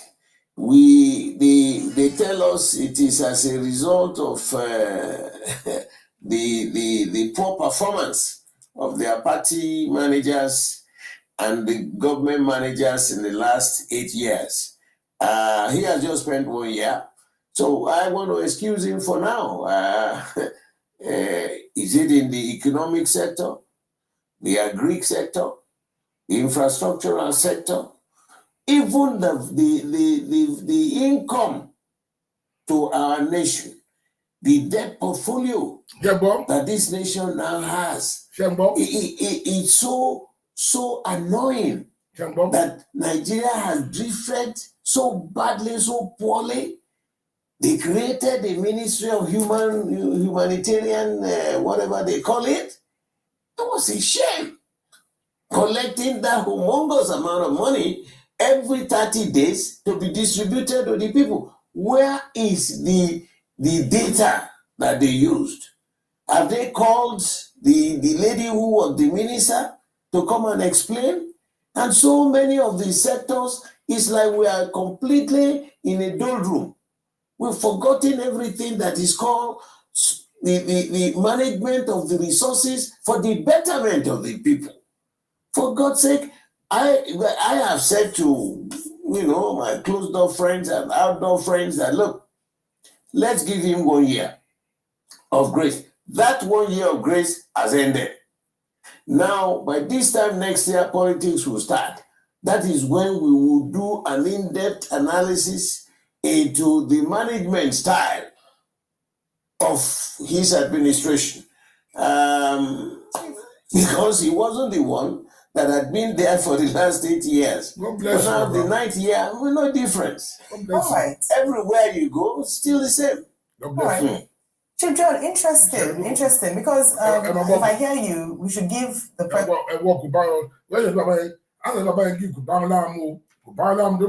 they expect Baba Bonijo come and condemn. But Baba Bonijo experience one is he was a foreign governor of Ondo State, a military governor for that matter. So more, what do the politician, not the chairman, Southwest, the Nine chairman, Baba, for Southwest. So Baba Bonijo more don't so. To answer, I don't expect Baba and give. So down low, or down low, and my bow. You know what to wait down and go to expect Baba go there. But I've met more, and go share that. But Baba is almost people here about it. Baba, oh my dad, you. But you or time Baba in it, or time lying on it. What Baba be pay, oh low one, and what don't go lodge like young. Obìnrin àti wọn believe pé òun ló ṣe kéde ohun tó fi lọ jẹ́wọ̀n láì jẹ́ ẹgbẹ́ àṣẹ wọn kọ́. So kò yí sàti forgive fún orúkọ mẹ́rin, but bàbá yìí forgive ó fèsì láti pé ìlú wa là ń sọ̀rọ̀ pa ìpínlẹ̀ ọ̀ṣọ́ ilé bá Nàìjíríà. Kó lè bá Nàìjíríà. So àwọn èèyàn tó dín dáa pé àwọn tó lẹ́mìí Ọlọ́run lélẹ́yìí pé ìlọsíwájú Nàìjíríà náà wà after fún ọmọ tí wọn ti bí lọ́la kí pé kákò bí nǹkan kankan bá nǹkan jẹ́ ká má rí nǹkan tó dáa kí wọ́n ṣe nǹkan tó dáa ká má rí pé ìbàjẹ́ ṣáni ká má rí nǹkan tó dáa nínú pé nǹkan tó ṣe ó dáa pé ká ṣe àbàjẹ́ kí wọ́n ṣe àwo ni tó bá wó ṣé kò ní kàn wá tí kò yẹn bá bàjẹ́ ṣé kò ní kàn wá ṣe pé bí máa yín tó àgbẹ̀sẹ̀ tó àwọn kan àdúrà tó ń gbà ní pé kó fọ́ bí pé òun ló bàjẹ́ nǹkan ti bàjẹ́ for donkey years. Ó lè gbé ọdún kan at least 2 years gẹ́gẹ́ bí o bàbá yìí sọ ọdún kan máa kọ́ fi sọ́ọ̀dì sẹ́fìsì náà after the other one káwọn gbé tó máa bọ̀ náà ẹjọ́ ọdún méjì àlọ́ pé olùfọ́dún kan sọ́ọ̀dì ó lè kìí ṣe wà náà èyí kí ló wá ń ṣe o pọ́tìṣà àbẹ̀rẹ̀ táìmù yẹn pé iná ó yẹ pé òun mọ̀ ọ́ nìtìn ó tiẹ̀ ṣe kò sí improvement kò ló bá nìkẹ́ tó gbọ́dọ̀ wà ń bẹ̀ for 2 years kí improvement ló bá Nàìjíríà at least ọdún kan àlọ́ fọ́dún kan sọ́ọ̀dì sẹ́fìsì prepare go grand ọdún kan yín kọ́ kí ló fi ṣe nothing. So then àwọn bẹ irú àwọn táwọn sọ̀rọ̀ àwọn bẹ sí blast yẹn táwọn pé yẹn o kò wá waste time ara wa ni because wọ́n dẹ̀ la mo lè change mind mi tó wá pé máa yẹ sí dáadáa màá ní bọ́ síbi ẹ̀mọ̀ pé mi ò gbàgbó màá bọ́ síbi máa bẹ̀ sí blast yẹn máa kò ṣe dáadáa kó lè dá fún Nàìjíríà lè mẹ́wàá after mi ò kì í ṣe blind kí n follower Wọ́n support you blindly. No. Ṣé ẹni tó bá àwọn náà tó pé kò dákẹ́ máa gbowó? Tó bá ti ń gbowó, òdì lè sọ̀rọ̀ tọ̀rọ̀.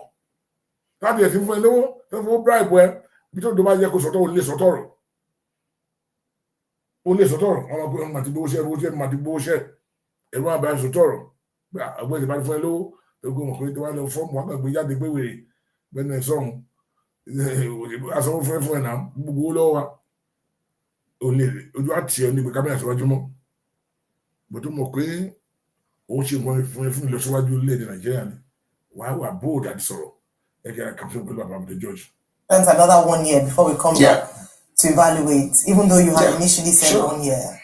Right, okay, but the president did say that he was very aware of the situation on ground. He knew how bad the economy was. In fact, he said nobody should pity him. He took the job, knowing fully well the situation we're in. Are you not giving him a pass, an easy pass? Because he has made some, there have been some policy directions. If we look at the removal of fuel subsidy, he's come under quite a lot of criticism with regards to the way and manner it was handled. We look at the floating of the naira, the unification of the foreign exchange, its attendant effect on, on prices of goods, on inflation, and other things like that. These are some indications. We look at his appointment of his team. We look at some of the things that the team have done or haven't done.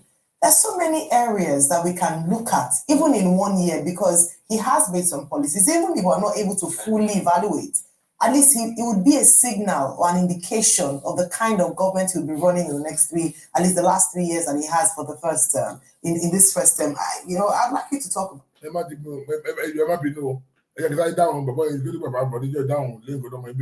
Only appointment of his team. Inú mi pé àbátì wà lórí ìjókòó mẹ́ àbátì. Inú mi pé àbátì wà lórí ìjókòó mẹ́. Ṣé ní kí n pé ó yẹ kí wọ́n lè kó lè dákẹ́ ní wọn kọ́fí òwúrọ̀ kọ́fí wọ́n inú wọn ni. Appointment tó ń sọ náà àtẹ̀mọ́ ọ̀sán sí. Àbátì ó ẹ̀kọ́ bèèrè náà àbátì náà. Àbátì sáfọ́dà bàbá Jonathan. Àwọn ní Jonathan tó kó sí gọ́ọ̀mẹ̀ntì ẹ̀. Who is the spokesperson for Àbátì fún Jonathan? He's not the Dr. Àbátì wà mẹ́rin. So they want to go where I don't know, but also or you don't go like Ben, where can I know where come at the matters or appointment at all. Jonathan, I go look but one penny. About to keep defending at both time or any, but what really? What is so person? What is so person? What the other much at time here? I won't buy the man on government. You be I said that ni àwọn Buhari fi take over government lọ́wọ́ ẹ̀. Ẹ̀mọ insecurity wà táìmù insecurity tó wà táìmù Jonathan ni. Ẹ̀mọ ti wọ́ọ̀sì ní Jonathan ni. Kí ló lè ṣe gbogbo táìmù yẹn? Sábò ti tàkùn ẹ̀gbọ́n táìmù yẹn ṣé nǹkan á lè rí báyìí? Ìgbà Jonathan ni mo kàn bàjẹ́ rárá wò. Ní insecurity wa tó bàjẹ́ kan tó gbogbo ẹ̀ bàjẹ́ rárá wò. Yẹ́nì láti tó ti dúró lórí tàkùn táìmù yẹn ṣé nǹkan á lè rí báyìí? Ṣé nǹkan á bàjẹ́ báyìí? So ẹ̀yẹ kà máa bọ̀ ọ̀rọ̀ tó ẹ̀yin tẹ wà láì láìsí. You are just noise maker and then ibajen winning the all those things in terms of the handling and the manner in which it is being done. And do you think he's on the right path to success or taking this economy out of the doldrums the next 1 year? Wahala. Dey for people wey don't know say solution dey for this obodo Igbo wey we dey stress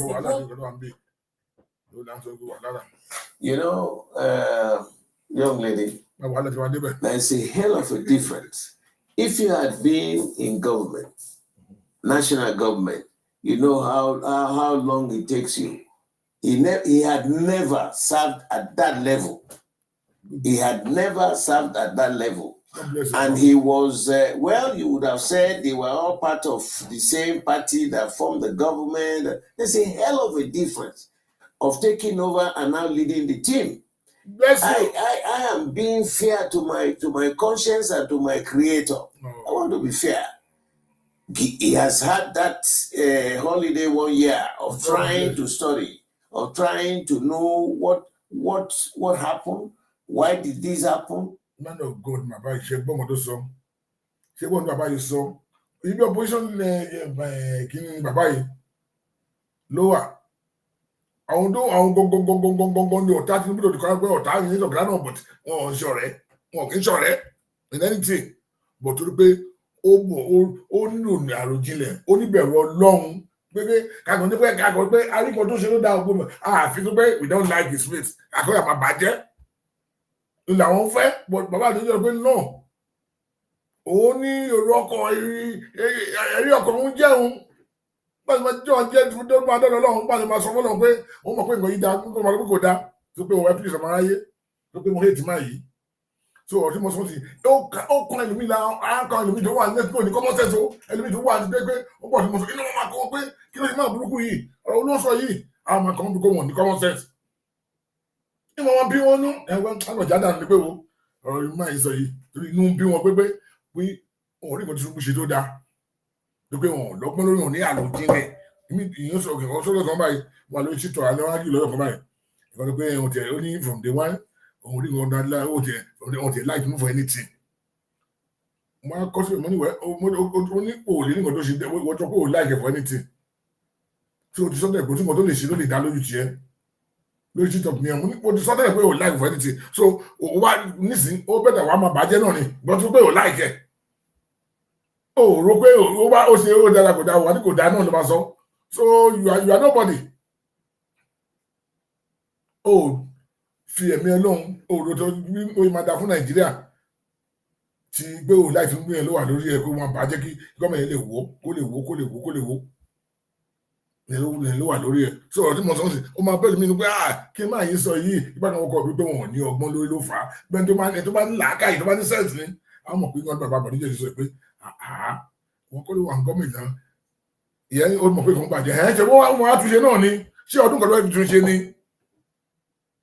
ṣé ọdún kan ló máa fi tún nǹkan ṣe ni ẹjọ́ tó lọ́run kí ló ṣe láàrin kí má jìkọ̀ ló fi tún nǹkan wà láàrin ọdún kan and then ìjọba ti lọ pé òun tún wọ̀nyí náà àná kò sọ pé àwa nílé pàápàá à ń ṣe kó fúnra wa à ń ṣe mistake láàrin wọ́n fi nǹkan rárá wa nìyẹn o ṣé ká nira wa lẹ́gbàá ni tàbí wà láyé tí ò ṣe mistake so along the line tó bá tún wọ mistake máa wá á lè correct ara ẹ̀ yẹn mú ká wá condemn pé failure ni èèyàn ìwà mi fọdún kan sí yes ẹni pé ó ti mọ̀ pé sọ́tún oil subsidy ti wà mẹ́ ó yẹ kó ṣe bá kan ó yẹ kó ṣe àwòkan ó yẹ kó ṣe àwòkan ó bó ṣe lè rò tẹ́lẹ̀ ó lè má rí bẹ́ẹ̀ ó débẹ̀ ọtí nǹkan tó wà ní grand nísìn nǹkan tó rí sí ó lè má rí ìgbà tí ó ti débẹ̀ ìgbà tó wá gbé kí n lọ́dọ̀ gbogbo ẹ̀ pé ẹ wo nǹkan tó wà bò ní Kaduna ẹ yàtọ̀ sí Kaduna bọ̀bọ̀ tó wà ní Kaduna sí ṣẹbẹ́ tó gbé síbẹ̀ tó bẹ̀ tí ń probo ẹ̀ tó gbé síbẹ̀ ni ó ti bẹ̀ tí probo ẹ̀ rìfáìn sí náà àti òrówó ṣe gọ́ọ̀mù pariwo síta ni pé mi ò ẹjọ́ mi òrówó ṣe gọ́ọ̀mẹ̀ntì o gbèdé ti wà nílẹ̀ mi òrówó ṣe gọ́ọ̀mẹ̀ntì o ẹ̀yìn ọ̀rọ̀ pé àpá lè máa bá rìfáìn kò fẹ́ bá rìfáìn ya bọ̀ kò ní kọ́ lè ṣe sí onímọ̀ blame rìfáìn gba gbèsè ilẹ̀ ó ti ba nǹkan jẹ́ fún kò sí owó àti rán gọ́ọ̀mẹ̀ntì mọ́ pẹ̀lú débẹ̀ tó rí nǹkan tó wà nílẹ̀ tẹ́lẹ̀ gbà tó kó débẹ̀ yes sir thank you sir right ó ti jẹ gbogbo nǹkan tán ó ti jẹ gbogbo nǹkan rún ó ti ba nǹkan jẹ́ ó wọ̀ pé kò rò fòye lọ́wọ́ ni nísìn ó ti bẹ̀ sí pro verify ìbí èèyàn ẹni ìjọba ló wá dọ̀bà fún gbàgbà ló débà ní pé look kò sí májìkì máa fi pàfọ́ọ̀mù kò sí májìkì náà láyé yìí máa fi pàfọ́ọ̀mù ló kò sí owó máa fi ṣe òun náà ti mú sí tó ń débẹ̀ of course tó ń débẹ̀ ó lè máa mọ ẹ̀sẹ̀ tí bàárí dáwẹ́jì nǹkan bàbá débẹ̀ ó lè ní gbogbo ẹ̀ ẹ̀wọ̀ ẹ̀yà Bello ṣé kò prú bàbá Bello ló prú bàbá ẹ̀yà Bello gbàgbà tó step out fún Tinubu ṣe ròyìn pé òun ní probe ẹ̀ pẹ̀lú bá Tinubu kó lọ ansa AFCC so mi ò rí nǹkan tí àwọn èèyàn wa tẹ́ pé tó ń lẹ́mi Ọlọ́run tẹ́ pé ní gbogbo wọn bẹ́ẹ̀ wọn ò rí nǹkan tó mú ṣe tó dáa láyé wọn they don't see it pé kò ṣe náà ni kò ṣe náà ló máa sọ kò ṣe náà ló máa sọ kò ṣe náà ló máa sọ òun ló expose central bank máa tó bá Nàìjíríà jẹun pẹ̀lú àwọn Buhari gọọmenti tó bá gbogbo Nàìjíríà tó bá Nàìjíríà tó kú àṣìjọ àwọn lẹ́ni Tinubu náà ni ló ẹ̀sọ́ tó gbọ́ ẹ̀ so kí ló dé tí àwa Nigerians pé ìbàjẹ́ àdìfẹ́ kí lọ wọ́n ìwé lọ síwájú ẹ̀ka wọn kárí wọn máa gbọ́ bàbá yìí lọ. Why didn't we were able to handle the oil sector, the gas sector? Where are those leakages? I have given him that 1 year of grace because now he has seen it. He has lived there. I expect all his ministers to have come back with a report in 1 year, those areas of lapses. Now, I said, even when Baba became president in 1999, when he won, the first 1 year, he was still grappling and rolling and trying to find out what happened here, what didn't happen there, why did this happen, why should we go this way and not that way. So by now, he would have collated all those areas because we can't see any serious impact in any sector. Somebody will give you this story today, another one will repeat. So what exactly, where are we? Look at the fuel subsidy. They said some will come up and say, oh, there was no oil subsidy. Some will come and tell you, yes, there was subsidy. Some said they have mortgaged the sale of our crude oil for 15 years. Some said 5 years. We don't know where we are. And I am not bringing a political attack now. I want to give him that chance because, there's an old saying, let those of us at this age give our best of today so that there can be much better time for tomorrow. God bless So, you, Baba. We've given him. Okay. We will see which sir. direction. I told you. They are not happy. People are still hungry. People are angry. And so nothing has moved. Nothing. Okay, sir. Baba, sir. This is your son, Rufai. Amio. Yes, sir. Thank you so much, sir. They are not happy. But sir, I will have to be firm. Sir, this was the same President Tinubu. Yeah.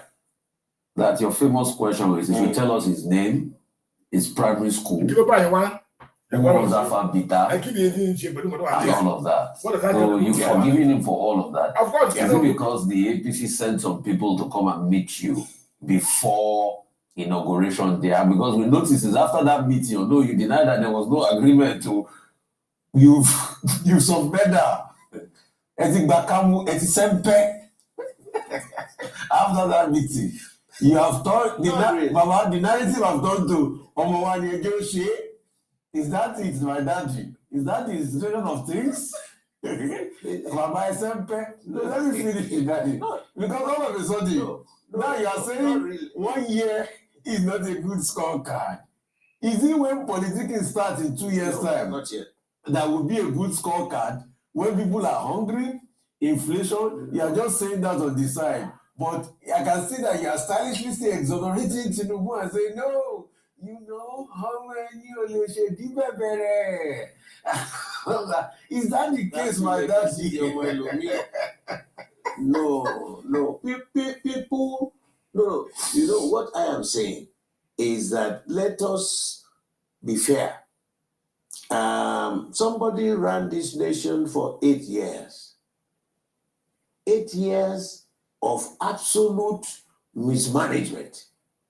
The former head of state was my guy in the military. We respect our seniors. But Baba Bode George, mi dùn pé Baba bó ṣe handle Rufai. Mo jókòó Baba Bode George 1-on-1. Mo dẹ̀ mọrú ìyẹn tí bàbá yẹn jẹ́ Baba Bode George. Mo ti jókòó pẹ̀lú wọn 1-on-1. Ó bá wọn sọ privately. Aṣọ because pé aṣọ pé mo dẹ̀ gbé kámẹ́rà tí wọ́n wájú mo jókòó mo dẹ̀ mọ Eastern bá dẹ̀ máa ń mọ̀ ọdún máa ń gbọ́lẹ́nu bàbá yìí. Ẹ mọ̀ pé ẹni tó níbẹ̀rù Ọlọ́run ni Baba Bode George. Ẹ mọ̀ pé ẹni tó níbẹ̀rù Ọlọ́run tó lè fi àgọ́ tó lè fi ìlọsíwájú dé bá orílẹ̀-èdè Nàìjíríà ni. Tó fẹ́ kí ìlọsíwájú dé bá orílẹ̀-èdè Nàìjíríà. Tó jẹ́ pé ó lè ní forgiving spirit. Yẹ́n mo sọ́ọ̀sì. I mean, pàtí tí wọ́n wà báyìí lọ sí ẹ̀wọ̀n lọ́jọ́ yẹn bàbá yóò kọ́ mi lẹ́nu ọ̀fẹ́ kò sẹ́ni a single check báyìí náà kọ́bọ̀ jáde nígbà tó wà ní Port Authority ẹ lọ wo kọ́pọ̀ jáwọn àwọn contract jáde it was the chairman of that thing all the big one do okay ó tán and all the àwọn contract dey jáde tó ṣe nǹkan tó mọ̀ because tó pé politics in time ẹ̀ tó pé wọ́n fẹ́ kéde bàbá yìí fún politics Èkó wọ́n mọ̀ pé òun ló ní PDP gbogbo South West ó lè mú Èkó dání so the best way ká mú kúrò lọ́nà lọ́dọ̀ wọ́n fẹ́ borúkọ yẹn jẹ́ kọ́ borúkọ yẹn dáhùn tó yí nǹkan ọmọ lẹ́sẹ̀ pé ó sọ̀rọ̀ ní contract ó award contract yẹ gbogbo kan náà jáde o wọ́n the chairman of that ti dáhùn yẹn o BNP ìrọ́ ni wọ́n Port Authority dáhùn yẹn wọ́n dán bọ́ọ̀dù ẹ̀ jókòó lọ pé contract bá fẹ́ jáde kí pé ọ̀dẹ̀ contract yẹn jáde wọn award jáde ṣé èèyàn tó kàn tó ń gbéyàn sẹ́wọ̀n sí wọ́n ti àmì sọ pé láti borúkọ ẹ̀ jáde táǹgọ̀ pé wọ́n ti Supreme Court rẹ̀ pé nígbà tó ń kàn fi wọ́n lo agbára pé mo mọ ìṣe judiciary lẹ́kọ̀ọ́ ẹ̀ṣẹ́ àwọn ẹ̀rọ sẹ́wọ̀n láti lọ kéèjì ẹ̀ síbẹ̀ láti bà orúkọ ẹ̀ jẹ́ tádọ́ máa yẹ tí ò ní bàbítà tó pé ó ṣe pé ẹ̀kàn fẹ́ mọ̀ wá ṣìkà fún mi láti borúkọ mi lórí politics but still bàbá yìí fọ̀kí gbogbo wọn pátá include àjọyọ̀ Ahmed Tinubu yìí bàbá yìí ló sọ̀rọ̀ báyìí sí ó fọ̀kí gbogbo wọn pátá ó mọ̀ pé gbogbo pátá lọ́wọ́ ní bóun ṣe lọ sí ibi tó ń lọ náà ó mọ̀ pé politics ló ń lò ó fún pé kó má mú kó lọ́nà Èkó adé sí wọn lọ́wọ́ adé stain lórúkọ adé stain àwọn èèyàn wọn lè rí pé gbéyàn dáadáa mọ́ but thank God pé Supreme Court pé ó clear pé kò sí pé nothing kò tiẹ̀ deserve gbogbo kan kó yẹ kó sùn bẹ̀rẹ̀ mú ní one day báyìí but still náà kò jẹ́ gbogbo ṣe sọ̀rọ̀ sí o kò tó ló pé bí wọ́n ṣe gbogbo nǹkan mẹ́rin fún un táìmù yẹn kó a máa bà Tinubu jẹ́ kó a máa ṣe nǹkan bí ò dáa pa Tinubu kó a máa gbà kankan ó rí pé Tinubu ń try best yẹ ó rí pé wọ́n ní interest ní Nàìjíríà nínú ibùdó Ọbásanjọ́ tọ́kí bàbá tí ó sọ gbé ti kínní bàbá bẹ̀jẹ̀ ó forgive Ọbásanjọ́ ó forgive ẹ̀ but as for this man pẹ̀lú wọn jókòó 1-on-1 ẹjọ́ sọ̀rọ̀ náà dẹ̀ mọ̀ nǹkan níbi lọ́wọ́ dẹ̀ mọ̀ nǹkan náà sọ fún mi. Mi ò sẹ́yìn mo gbọ́ lẹ́nu kí n máa bọ́ lẹ́nu ó forgive banko tí ẹni kò ní bitterness against nǹkan náà nú wọn ó lẹ́mìí Ọlọ́run nú ẹ̀ka kọ́gbọ́n láàrin bàbá àbọ̀dé George ẹgbọ́n wọn tí Rufai bè lọ́wọ́ ẹgbọ́n wọn ló fi ń dá lóhùn ẹ̀ka máa gbọ́rọ̀ wá lọ. That what they caused this nation in the 8 years. You can't expect somebody, even if we had won the election, it would have been near impossible. Because first of all, you want to find out what did they do, how did they do it. That's why I said we must give our best of today, so that tomorrow will be better. I am giving them that open, that the opportunity to correct. We haven't seen any impact of what they are doing. So I called it the learning curve. Because if he was part of that administration, he will have no excuse not to immediately start changing certain policies. But let's give him that time. I'm not begging for him. Let us be fair. Okay, all right? They got through that. Where? We told them that the election, the way we went through, there are so many things that must be revisited. Our constitution is not the right type of constitution this nation will have. We have kept on saying that. It's not working. Number two, the economic indices are frightening. Look at the inflation rate. Yes. It's rising. Now, what exactly is our debt portfolio? How much money are we owing? And we are still borrowing. So you see, yes, so Abati ní sùúrù. To be very fair. We had discussions, you said give us time. We will see what we will do to assuage this and assuage that. We are waiting. We are waiting. I said before that Abuja is not Lagos. Abuja had in his life was Lagos. Mm-hmm. Lagos is not Abuja. Abuja is a different ball game. So let's see. by this time next year, you will hear from our party. I can bet you that, because we have given him enough time to have seen all the flaws and then try to make amends so that we can move forward. Okay, Chief Justice. Yeah. Okay. Over to you. Look, the Northern Elders Forum, they are saying something different. They're saying that, in fact, in 1 year, the Tinubu administration has not even shown that it's interested in running Nigeria. The people of the Southeast also have issues with how the Nnamdi Kanu matter has been handled. You said Abuja is not Lagos. When the APC and President Tinubu were campaigning, what we were told is that Tinubu has done it in Lagos. He will do it in Abuja. That's precisely what we were told. And the campaign line was that, look, a man who is the godfather of Lagos and has been running Lagos forever, which you oppose, that when he gets to Abuja, he will do the same thing. Now, so you are now making excuses that, oh, 1 year is not enough. Is there excuses? Yoruba man? And it is because, hold on, you said, let's wait till the second year. He said Tinubu that people said, no, he's a knowledge worker who knows to identify talents. Where are those talents? So whether from Lagos or from elsewhere. So that's a big question. It's not enough to just say, let's give him another 1 year. The second question is that, will you now be willing, look, hold on, sir, will you now be willing to maybe work for Tinubu or be an advisor to him? And if not, if you say, oh, at this age, you cannot do that, what are those priorities that you think he needs to worry about so that by 1 year's time, we'll be able to say, oh, President Tinubu has done so well. Something like creating regional government, for example, and making Lagos State a part of the Western region.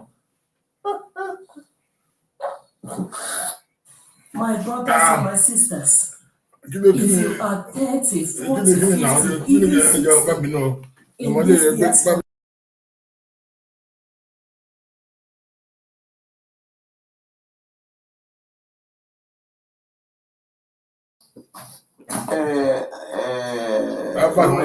let me be frank.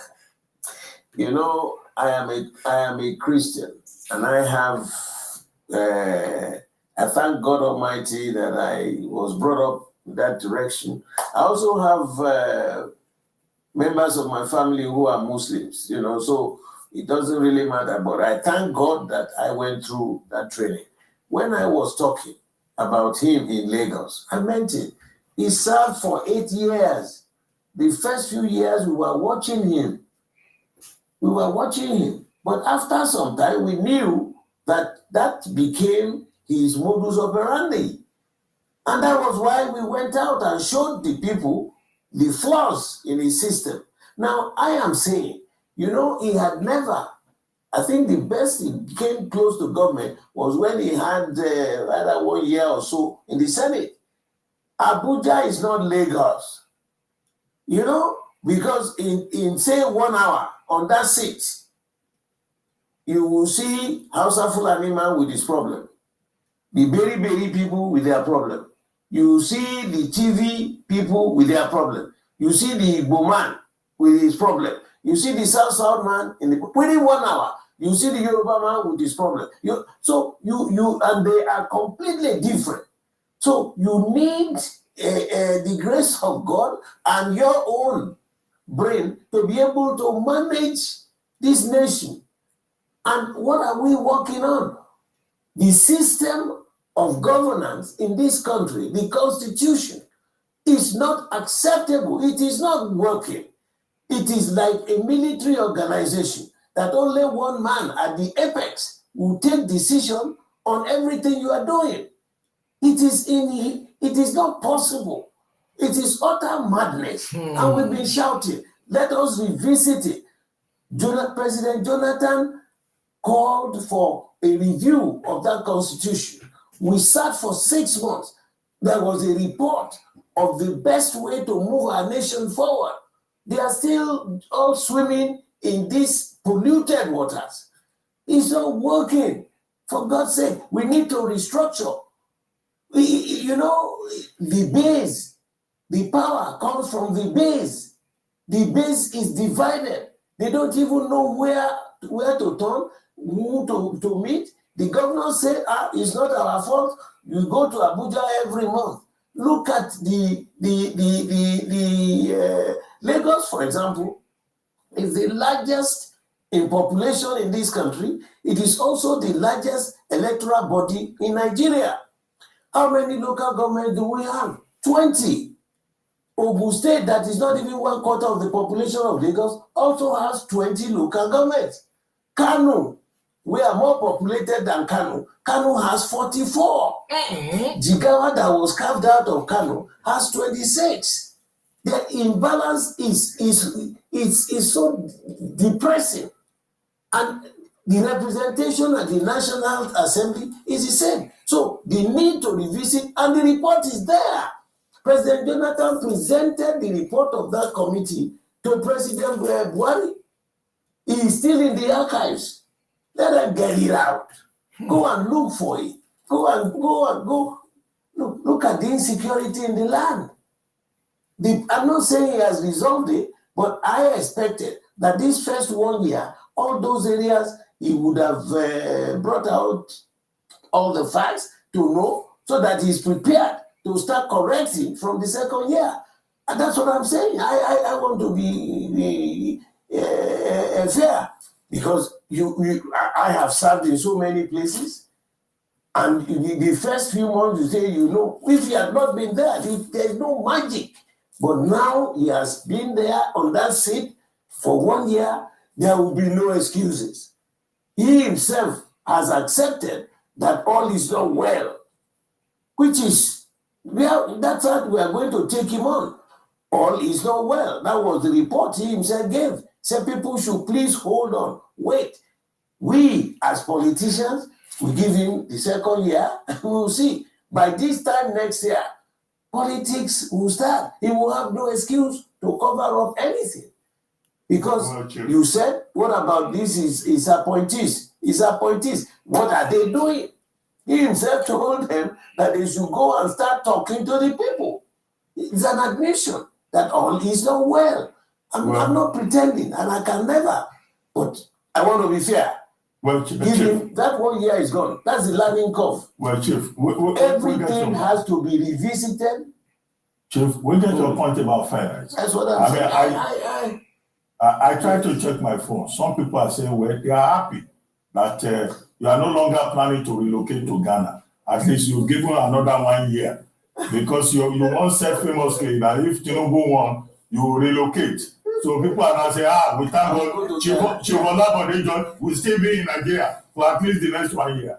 We don't know whether next year, if Tinubu does not perform, you will relocate. No, you know why? There was a discussion. They came to me. The Almighty God himself forgives us. They came to me, my Ajero from my state, Femi, the chief of staff, came to me. I said, Femi, any problem? He said, he wanted to see me, sir. I was going, okay, see now, what is it? He said, political. My Oga sent me. I said, wait, if it's political, let me get some of our people to be seated. So he said, look, sir, let's cool down. Let's calm down. Because they knew, and we came for them to ask me to forgive that they knew they offended me. What was my crime in MPA? It's not only their party that created it. Even members of our party, out of pettiness, jealousy, innuendos, inhuman thinking, hatefulness, for what? One-on-one. We are just at length. Mi ní sọ gbogbo ẹ̀kan tó gbà pa wọn fẹ́ra wọn sọ́lọ́ mo ìgbẹ́lú bàbá jókòó 1-on-1 mo mọ ọkọ̀ tó jẹ́ kí bàbá ìgbà bìtà mo mọ ọkọ̀ tó dùn bàbá yìí tó dùn ló dẹ̀ dùn ẹlẹ́dẹ̀ẹ́ But at the same time, Baba told me, Baba so from again. But at the same time, every alone, what do forgive and forget? What forgive and forget? Country don't jalo you be because why man move on. Don't jalo you. Because I don't want to say, you want to say, yes. Family sọ pé bàbá ẹ̀ǹdẹ̀ máa rí ẹ̀pẹ̀ òun kẹsàn fún òun pé báyìí tẹ́ bá ní pé mo tó bá ti kù kí ẹ̀ káàtó mo tó bá ti kù kí ẹ̀ káàtó táwọn bá ti tí ò bá ti dá ẹ̀ ti pọ̀ ìjà fáwọn.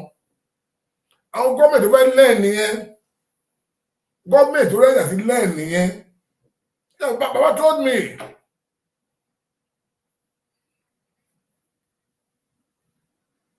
Pé nǹkan tó bá gbọ́dọ̀ bá káàtó bàbá ẹ̀jọ̀ ẹ̀ ti pa àwọn kẹsàn fáwọn. Káwọn ti pé àwọn ṣe kan báyìí wọ́n gbọ́dọ̀ pé ẹ jẹ́ kí àwọn lè ti mọ̀ so ẹ mọ̀ pé àwọn wọ́n lè fẹ́ ṣiṣẹ́ wọn ò ṣe wá bá nǹkan jẹ́ wọn ò wá láti láti àjẹ Nàìjíríà bàbá ẹ máa tọ́ ní tán. You know, they say we split contract. Which contract?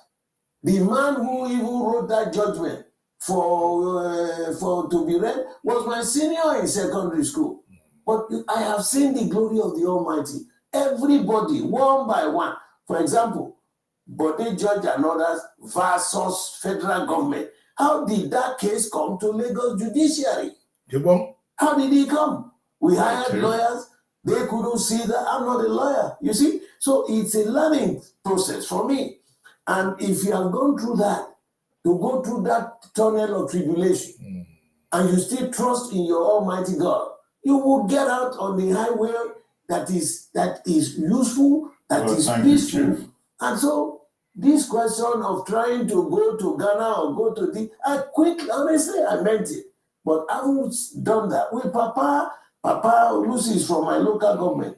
He also came with Justice Olorun Nimbe. So if elders waded into it, am I God? Who God forgives us, sir. God forgives us all. He said, okay. Well, thank you, Chief. Thank you, sir. Thank you very much. Absolutely. Absolutely. Thank you so Thank much. you.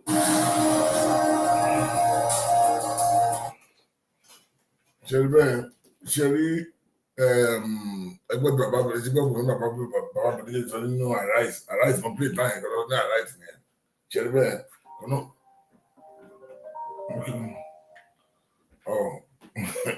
ó ti yẹ kí ọba sọ̀rọ̀ tán òkè ẹgbọ́n sókè o dọ́là hold on speaker hold on that's one. Okay, yeah, hold on. Don't move me. Any back on reach, which is very, very good conversation, and I like the way for the judge. What you saw, so we like what you saw. Expectation, one expect, and you can see innerly from his heart, but the judge. He doesn't have anybody in mind. One thing your book belly. But don't be one not for Kalati boy. I've been called a series, but it's a legend last ship. And the politician told once you understand system, the one she actually borrow Kali, what she do Kali. They can kill a consider the tree. King Parasoli, the main top political Solane Nipa, Ajero and his camp. Trying to instigate the public, Nigerians against the government. Who thought kò sí rọ́ọ̀mù ẹ̀rọ àtọ̀.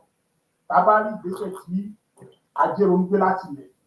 Nǹkan tí ò lè ṣe ní 8 years Buhari ló fẹ́ máa ṣe ní under 1 year President Tinubu gangan lórí pé kí n torí hatred. Bàbá rò ìgbà ọdún gọ́ọ̀mẹ̀ntì ṣẹ̀ níbẹ̀ tó ti dé everyday kò jọ bí pé strike kò ṣe strike wá kó bẹ̀ sí máa sọ. Kóbẹ̀sì wa máa ṣe kí ni kó wá fún okú sálárì kó ìyàwó tó ń pa president ò tí ì jókòó dáadáa you are started making the trouble with you. And of course ẹgbà tí president dé wọ́n sọ fún suspend the oil subsidy lóòótọ́ gbogbo alágbọ́n yìí and the reason why everybody support the kan yọ kúrò. And ìjọba bàbá Tinubu tó débẹ̀ yìí tábàdẹ̀ gbogbo alamọ̀rú system tí past government tó ràn tí ti bàbá gbọ́dé lọ kà kọ́fà mi ò ní pé completely dead economy ni epo tí Nàìjíríà tá gbọ́kànlé tá ti ń rówó tá ti ń survive Buhari ti ta epo ní advance wọ́n dẹ̀ ti gbowó sọ́wọ́ gbogbo aláàbò nígbà tó ń gba bí $32 billion nígbà tó ń lo something around February or January last year ọdún bí i 15 to 16 months ni la máa fi ta epo fún wọn tó yẹ pé wọ́n ti gbowó sọ́wọ́ páàkì owó yẹn náà ni wọ́n fi báàkì náírà ọ̀pùn gbà ní dọ́là ọ̀pùn gbà ní páàkì owó yẹn náà ni àwọn bọ́ ṣe tó kù so which means pé gbogbo ìgbà tí gọ́ọ̀mẹ̀ntì débẹ̀ ó láti keep agreement yẹn torí ẹ̀ náà wípé gbogbo wàhálà tí wọ́n ń ṣe fáwọn oil company yẹn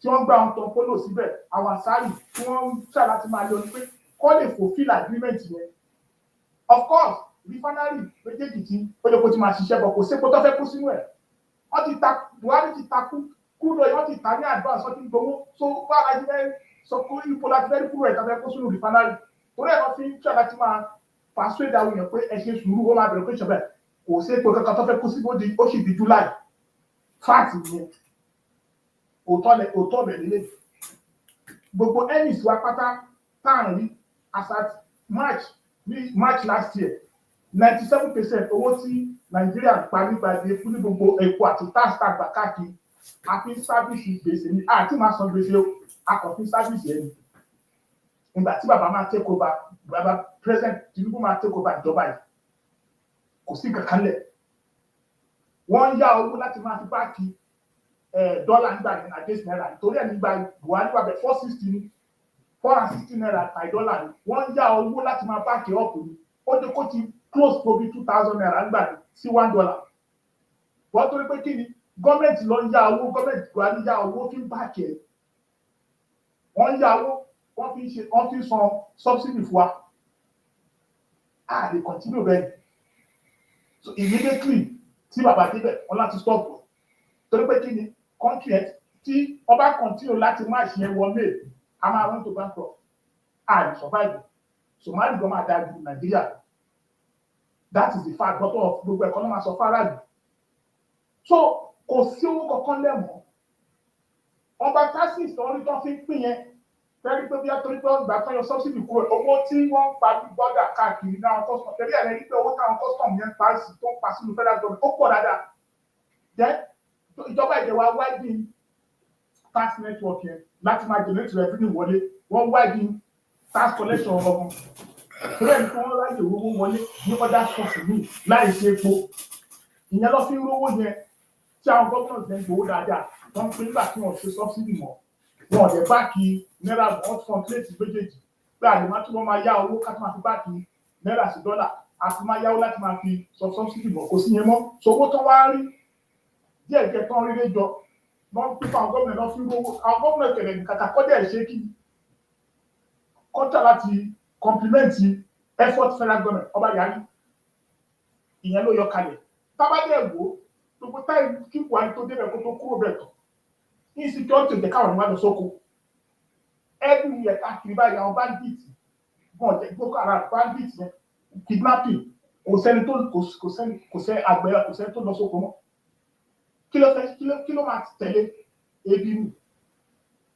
so another battle tí gọ́ọ̀mẹ̀ntì láti fèsì nìyẹn insecurity battle ó láti bẹ̀rẹ̀ sí máa battle gidi gan then bẹ̀rẹ̀ sí máa àwọn àgbẹ̀ lọ́wọ́ láti dá padà sóko so àwọn púpọ̀ àti pé kọ́sí bọ́dà wọ́n bá sí bọ́dà àbẹ́ náà dìde tó máa kú fúrọ́ọ̀ṣì oúnjẹ wọlé ó máa affect àwọn èèyàn wa productive tó máa lò wọ́n tún wò bẹ́ẹ̀ yẹn láti lè balance ẹ̀ now Ajero bá dé ló bá bẹ̀rẹ̀ sí pariwo àwọn nídìí workers increasement àwọn nídìí salary nǹkan which is good lóòótọ́ ti sọ̀rọ̀ tó dáná federal government ní 40 tiẹ̀ but nígbà tó ń ṣe negotiator yẹn nígbà tó ń negotiate rẹ̀ lọ́wọ́ tábà wò ó gbà yẹn federal government wá sọ pé òkè pending tá máa fi agree pé iye bẹ́ẹ̀ náà máa sọ fún workers wọ́n bẹ̀rẹ̀ sí wọ́n bá sọ pé wages award pé lórí 30,000 tí àwọn òṣìṣẹ́ ń gbà o wọ́n fi 35,000 kún fóṣù mẹ́fà pé kọ́ máa gba 35,000 extra lórí 30,000 minimum wage tó ń gbà ní which is maybe equivalent to 65,000 naira nìyẹn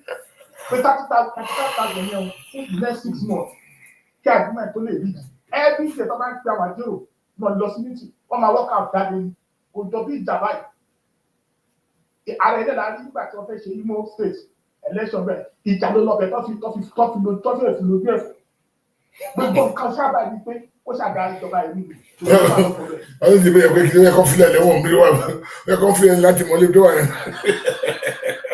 ọlọ́run wẹ́ pé káyọ̀ pé ń jọ sí yẹ kó filẹ̀ ní àtìmọ́lé tó mọ́ ṣe ná yẹn.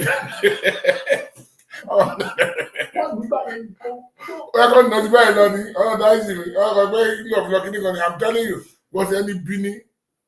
ẹni bí ní kan ní so wáyé ókè nígbà tí ìjọba tí federal government sọ pé òkè o pẹ́ẹ́ntì káwọn tó agree pé iye báyìí ni minimum wages máa jẹ́ o ẹ sì máa gba 35,000 ní oṣù mẹ́fà iṣẹ́ náà jẹ́rọ ó ní bẹ́ẹ̀ ló ti fòde ló ti fẹ́ síta àwọn ọba pẹ́pẹ́ ní máa gbowó yẹn o náà yọ bèrè pé kí là ń sọ kí ló wí wọ́n ní pẹ́ẹ́ntì ká agreement tó rí tì káṣí máa gbélé sọ ọ́nà ó ká kọ́ńtẹ́ẹ̀tì kan kó tó bẹ́ jáde ní òwò kó tó bẹ̀ sí máa pariwo owó ẹ̀gbá kí lẹ̀ gbà.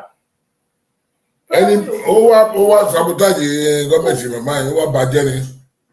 so ààrẹ ò balẹ̀ ó ti indicate pé wọ́n rọ pé kó wá ba ìjọba. no obedient ni so gbàdó bí ètò ọlẹ́yìn tó yàn ogun tó ṣe nìyẹn so that's it ó kò wá bá ó kò fẹ́ bá gọọmenti pé mọ̀ ó yìí ní ìdàtí ó ní ìdàtí tí a sì mọ́ lẹ́ẹ̀kan sí. èèlò ni ẹ fẹ́ kí workers máa gbà ẹ bá sún ẹni 494,000 naira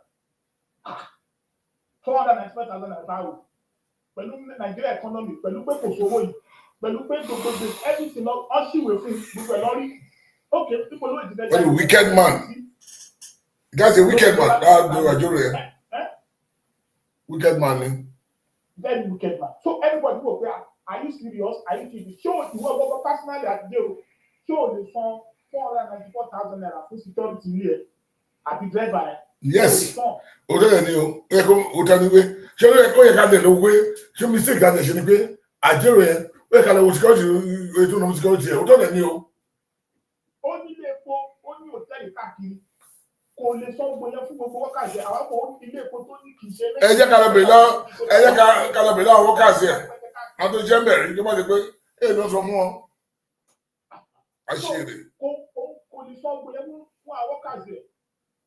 Again, secondly again ni pé our point kan ní oṣù bẹ́ẹ̀ back up ni pé by now I think federal government wọn láti wá àpọ̀ṣe sí constitution lórí minimum wages. I know it's a constitutional matter ni pé federal government kó máa san owó tiẹ̀ lọ́tọ̀ kí state máa san owó tiẹ̀ lọ́tọ̀ káàlì compare àwọn state yẹn síra wọn kò possible national minimum wage ò lè work in Nigeria system tá a ṣe wáyé it cannot work we know definitely say it has to be a constitution ni pé we have to find a way.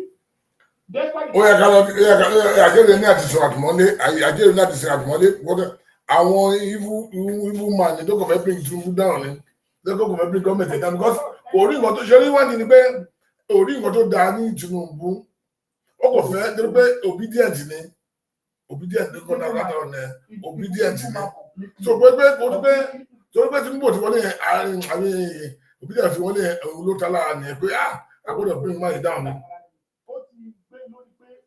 Òbí máa wọlé gbogbo ọpọlọ orí ìgbà tó wà wọlé tó báyìí báwọn ní fẹ́ jọ ojú ìjọba ìlú nìyẹn ní gbogbo brain nìkan òun rò rẹ̀ tó bá yẹ nígbà tí eléṣẹ́lẹ̀ constitute owó wọ́n pè pé ó ní protection jáde ìyá ń jára ìlú nígbà tí eléṣẹ́lẹ̀ tó ti ń di owó tó kó pamọ́ yẹn ó ní rárá pé nǹkan tó eléṣẹ́lẹ̀ ṣe yẹn làwọn dúró ti àwọn support ẹ̀ this olórí burúkú máa ní Ajero yìí ni o kò rí gbogbo ìjà tí à ń jẹun àwọn Nàìjíríà nígbà eléṣẹ́lẹ̀ ní láti ẹ̀yẹn o. Wọ́n ní pé ìgbà tí gọ́ọ̀mẹ̀ntì bíi ti wọlé àgbọ̀dì bẹ̀rẹ̀ wèrè ẹ̀. Honestly, wọ́n mọ̀ pé ẹni mi Nàìjíríà ó fẹ́ instigate aráàlú èké ti gọ́ọ̀mẹ̀ntì gbé dàbí ìgbẹ́ ìdáná kó mọ̀ pé ìròyìn gidi ẹ̀rọ ẹyẹ. You see, wọ́n ti di pé. Exactly because ìyàn tó wáyé pé èèyàn tó responsible ni nípa èèyàn tó responsible ni no gẹ́gẹ́ bí bàbá Bọ̀díjọ́ ìṣó lẹ́kọ̀ọ́ yẹn ní bàbá Bọ̀díjọ́ ló tún ọ̀tọ̀ yẹn ó ní ẹ̀mí Ọlọ́run nú ó ní bẹ̀rù Ọlọ́run nú.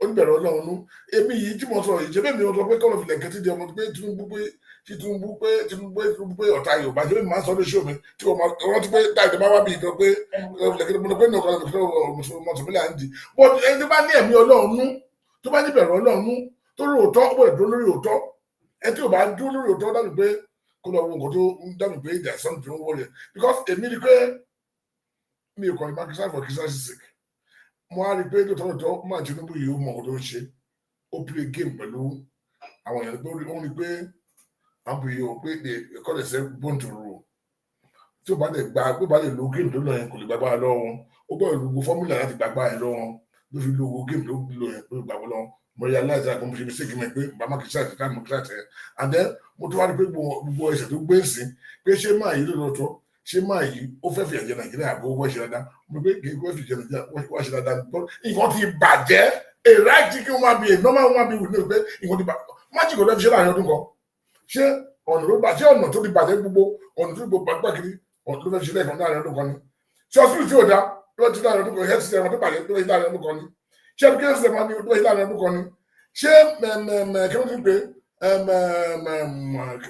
insecurity tó fi láàrin ọdún kan ni ṣé gbèsè dájẹ́ tó fi láàrin ọdún kan ni mo ti fẹ́ bẹ̀rẹ̀ when I look at Nigerians táwọn ti pẹ́ máa ń ṣe gbá kankan mo pe mo gbọ́ ẹ sick tẹ́ bá sick ni pé it's not as if there is some that ṣé mo ní bàbá lọ jẹ́ bàbá bọ̀dé yẹ̀ lóṣù ọ̀tún nìkan yẹn pé at least pé káwa fear kàní bẹ̀rẹ̀ Ọlọ́run pé máa yí ọdún kan ló débẹ̀ tó bá di second year tó bá ṣe àwọn á jáde fún kò èmi ní wọn bí wà ní pé èmi wọn bí tó bá di láàrin ọdún méjì tó bá di ọdún méjì ọkàn ìmàkọ jáde máa padà sí bó ṣe wà láàtijọ́ máa kọ jáde pé mo sọ́ọ̀rì òwò ẹ̀yìn nàìjíríà pé mo defend Tinubu o pé ẹjọ́ má lè máa kún fún ọ̀tá yẹ́n tó yóò kè é bó mo sọ́ọ́ ni mo lè tó ṣe ìwúrí kọ̀dá mo ní kò ẹ̀fí tí mo lọ sí mo sílẹ̀ kọ́ mo ní àti president Nàìjíríà mo ní ìkọ́lódì mi tí mo láàgì ni pé kò ẹ̀kọ́ ìmọ̀ ẹ̀kọ́ mọ́ ìmọ̀ 50 SDM Nàìjíríà pé you cannot be going to Nigeria in abroad lọ gba medical mo sọ́ọ́ lẹ́kọ̀ọ́ ẹ̀ how can you say pé kíní and then ọmọ ọdún professor 90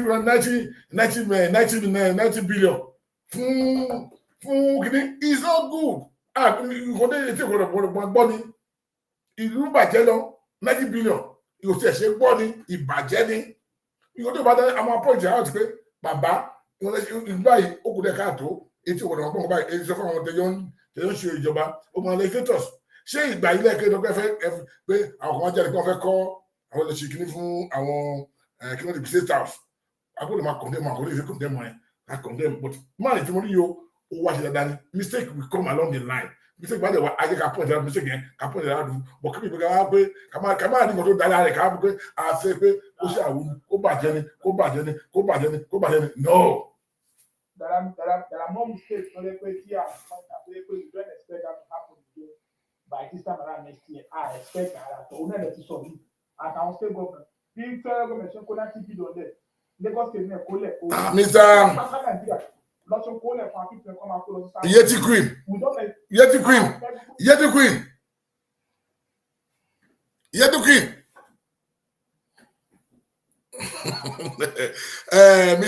Mr. T ti wà mí o Mr. T ọmọ tí wọ́n mẹ́ta kẹ́ Mr. T ọ̀rẹ́ mi Yeti Queen welcome on board Mr. T ẹ̀ka àbọ̀ tó lè tó. Ìwà bá ti welcome on board my brother abinu. Nínú item méjì ó tún mú ṣe rẹ̀ lọ. Èyí tó jẹ́ kókó jù bẹ́ẹ̀ ni autonomy fún local government which is very good. Everybody mọ̀ pé right thing nìyẹn. Àwọn nǹkan tí ibi tí a fẹ́ kí nǹkan máa lọ nìyẹn. But that will always start díẹ̀ ni. National Assembly bó ṣe wà yẹn wọ́n láti tún bá wọn sọ̀rọ̀. Ìkájọ́ tó máa ń tẹ́lẹ̀ pé iye báyìí wọ́n ní financial autonomy like I was saying to a lot of people but now torí àwọn obìnrin tá máa ẹ̀ lẹ́tí síbẹ̀ yẹn by now they come much in Nigeria to put àwọn gbọdọgbọ to add more problems to the current watari pẹ̀lú kind of allowances wọn gbà more monthly salary wọn tó accumulate dọ́kítà. Mọ̀ kó dàpọ̀ ṣe kọ́là ẹ̀dúró kọ́bẹ̀ ó yẹ kí bàbá Tinubu ra wọn lára mi ló kí bàbá Tinubu ó yẹ káwọn náà sọ fún gbogbo àwọn ìkọ́ àwọn ṣe mí ti pé look àlè máa lóòótọ́ àti problem kàfẹ́ ṣe dáadáa fún àwọn ọmọ yìí èmi ní gbogbo ẹ̀ máa fọ́ bàtù irú 90 billion yẹn lẹ́kọ̀ọ́ nígbà bá Tinubu lè bá wọn ṣe mí ti pé wọ́n lò 20 billion káfẹ́ lọ sọ fún mẹ́ka yìí kò tó ayé ògbọ́dọ̀ báyọ̀ gbọ́ ìlú ń bàjẹ́ lọ ní this time around and then nípa ti ọ̀rọ̀ pé a fẹ́ rebuild ìlọ́jẹ̀ kí wọ́n ti ń pè vice president of ṣe pé bàbá Tinubu lè bá wọn sọ pé no this not this time around àwọn ilé ìtọ́jú pé àwọn fẹ́ gba mọ́tò tó ń fẹ́ gbé mọ́tò Nàìjíríà pé kó lè bá wọn jókòó náà wọ́n á ti ń náà ìdíje pé wọ́n ní fọ́ọ̀tì wọ́n ní fọ́ọ̀tì tó ń bọ̀ wà lẹ́yìn o àwọn náà ní fọ́ọ̀tì wọn ò gbé pé wọ́n mọ́ àbúrò sọ̀rọ̀ tó rọrùn wa o. Number one, nípa ti wọ́n tó $90 billion àti federal government àti state ìjọba go against wọ́n ṣe máa ń ṣe lẹ́bí yẹ tẹ́lẹ̀ yìí. Mo ti sọ lórí. Wọ́n ṣe ọjọ́ bàbá bóyá ṣe fi yà bàbá tó ń gbúdọ̀ tó lè mọ̀ pé wọ́n ṣe báyìí lẹ́fi yà ní sàmà ó yẹ pé àti ògbọ́dọ̀ báyọ̀ gbọ́ pé a fẹ́ kọ̀ntínú pẹ̀lú nǹkan báyìí. Ẹ mọ̀ pé etí ògbọ́dọ̀ báyọ̀ gbọ́ pé ìlú ti bàjẹ́ ok now ẹ máa gbọ́ mọ̀ bọ̀ ẹ má ti gbé mi dáwọ̀ lórí lẹ́nu. Ìlú ti bàjẹ́ pé now this time around now ok ẹ fẹ́ kí àwọn àti kọ́ọ̀tù nǹkan dáhùn.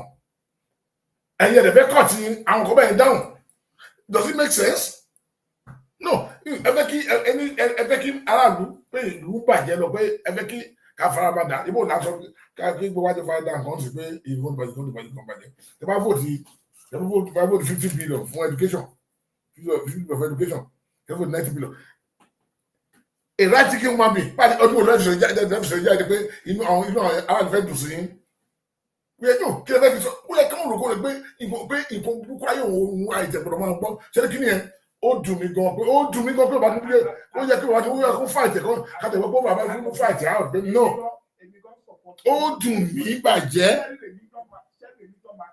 Ní Nàìjíríà tá a wà ní problem ló jẹ́ fún wa èmi àti ìgbọ́n mọ̀ pé ọ̀rọ̀ rẹ̀ nígbà problem ni tó bá sọ pé lẹ́yìn pé òkè o wọ́n fẹ́ stop láti máa gbàdúrà ní tó bá fẹ́ ṣe any public occasion wọ́n yẹ stop láti máa gbàdúrà Muslim Christian àwọn èèyàn máa gbé platform máa control ní pé báyìí ti bá láti fẹ́ yọ Jésù àti ànábì kúrò ní ìgbésí ayé wa Nàìjíríà problem kí ni ẹ ti kó ti wọnú ẹ̀jẹ̀ wa jù tó jẹ́ pé we go to find a way to stop religion and politics because ó ti wọ ẹlẹ́jẹ̀ wa especially àwọn tá a jẹ́ yóò bá tá a wà ẹgẹgẹ àwọn ọlọ́gbọ́n ní tiwa lọ́gbọ́n pọ̀ jù bẹ́ẹ̀ ọ̀rọ̀ rẹ̀ níjọba yìí títà ṣe ń gbógun ti àwọn oníṣẹ̀ṣe lásán láàrin ọba ìgbò ti ṣe kékeré ọ̀pọ̀lọpọ̀ àwọn oníṣẹ̀ṣe ọba ti gbẹ̀kú lọ́wọ́ wa but kábà wọra títí ni pé the problem tá a gbọ́ create kalẹ̀ pẹ̀lú ẹ̀sìn kì í ṣe kékeré àìwò ló manifest sí nǹkan tó ṣẹlẹ̀ yìí and which is the total issue ẹ̀wọ̀ bí bá a ṣe kọ̀ǹtẹ̀ ẹ̀wọ̀ bó ṣe ń tán alára gidi bọ̀ báwo ṣe máa kó dúdú owó bẹ́ẹ̀ kalẹ̀ lórí ẹ̀sìn àdàdálẹ̀ ní tá a fọwọ́ adálẹ̀ gbọdọ̀ nìyẹn but I blame the government at the same time I will blame ourselves again ni pé the way ta ṣe ń promote àwọn ẹ̀sìn yìí jù òun ló bá a débi tá a bá délé nìyí tó dé pé everybody wọ́n máa take side ni we take side we started doing as if religion gẹ́gẹ́ ní kiri so our government gẹ́gẹ́ pé we need to less promoting this religion in our politics and láti less láti máa promote it tábàlẹ̀ sí nǹkan báyìí sí ẹ jẹ́ ká bí ká gbàdúrà àti kẹfẹ́ yẹn ibi tí gbogbo ló ṣẹlẹ̀ sí ẹgbẹ́ ìlú àdúrà ò dáa ẹgbẹ́ ìlú kò dáa bọ́ ara ẹ̀ náà lè léyìí o wọ́n náà fẹ́ lọ gbàdúrà fún Nàìjíríà ni lọ́sọ̀ o àbí wọ́n náà fẹ́ lọ gbàdúrà fún Nàìjíríà ni. Nàìjíríà wọn gbàdúrà fún àwọn náà.